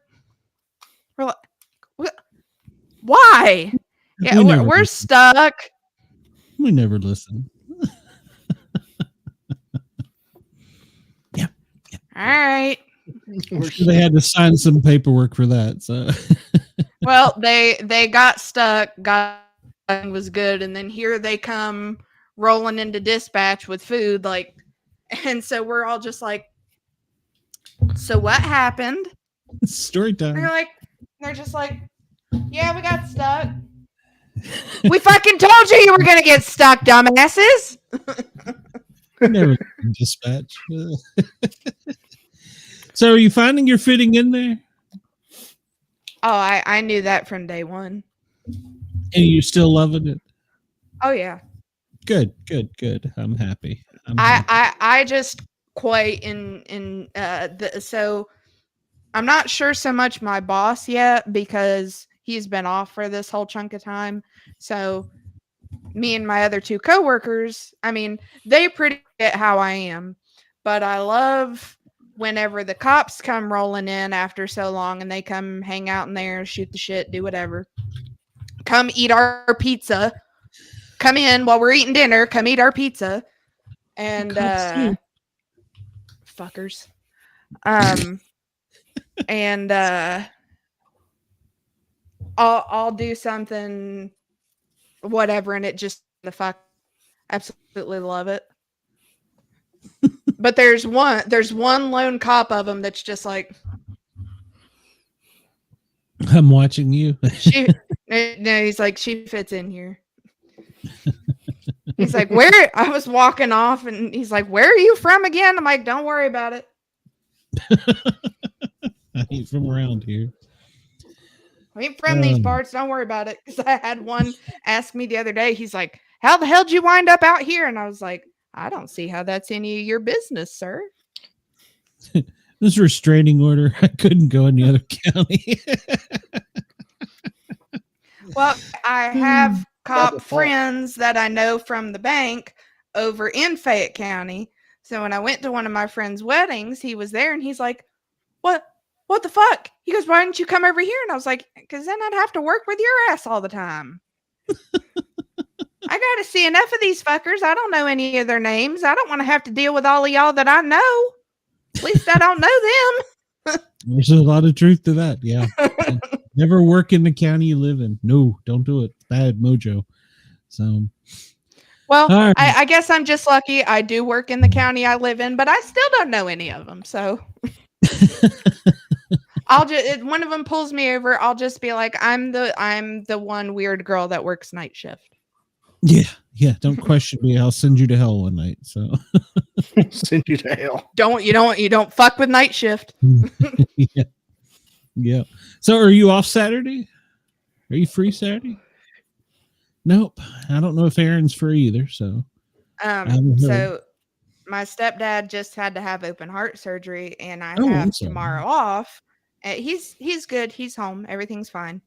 But we were originally going to do things tomorrow, but because he just came home this week, everything had to get pushed to the weekend. But I have to work, so.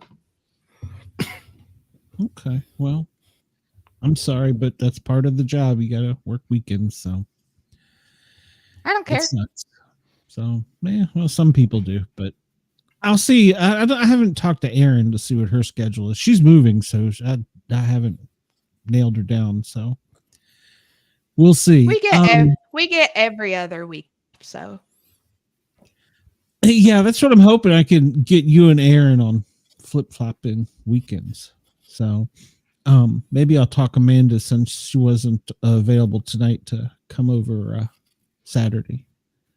So you might have to go sweet talk Abe. Yeah, I might. So, well, we'll get to meet him soon, so it might be easier. So, or he may punch me. I don't know. So, combination. Yeah, could be. Well, right in the mouth. Yeah, probably. So, right in the Greg will be stash. filming. Greg will be filming. So, all right. Yeah. So we'll see if we can get her back, Alethea back for next Wednesday. And if not, we're going to get her soon. So, because I had so many questions that I still wanted answers to. So, 10 o'clock hour would be much better. So, we'll get her back. Mm-hmm. And then I like Chris's way of thinking. I don't know if general so is better than general illness. Yep. It's true. I don't know if we're going to have a witch show this week.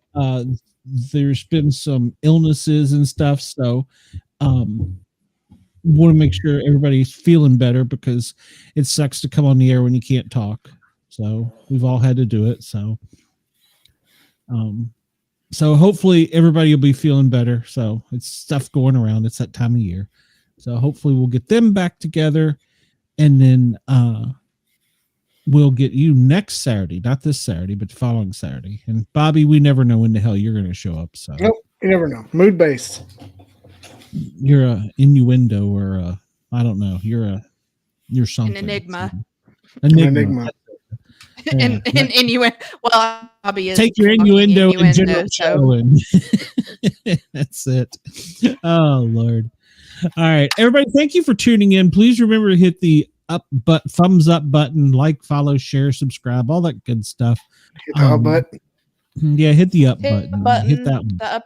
The big thumb. Hit the thumb, that thing. So, and we appreciate you. Have a happy Thanksgiving. And Bobby, anything you wanna pimp before I push a button? No. Not really. Okay. All right. Well, everybody have a great night. Thank you for watching. And if I can figure out what button to push, we will catch you soon. Peace. Bye. Bye. Enjoy.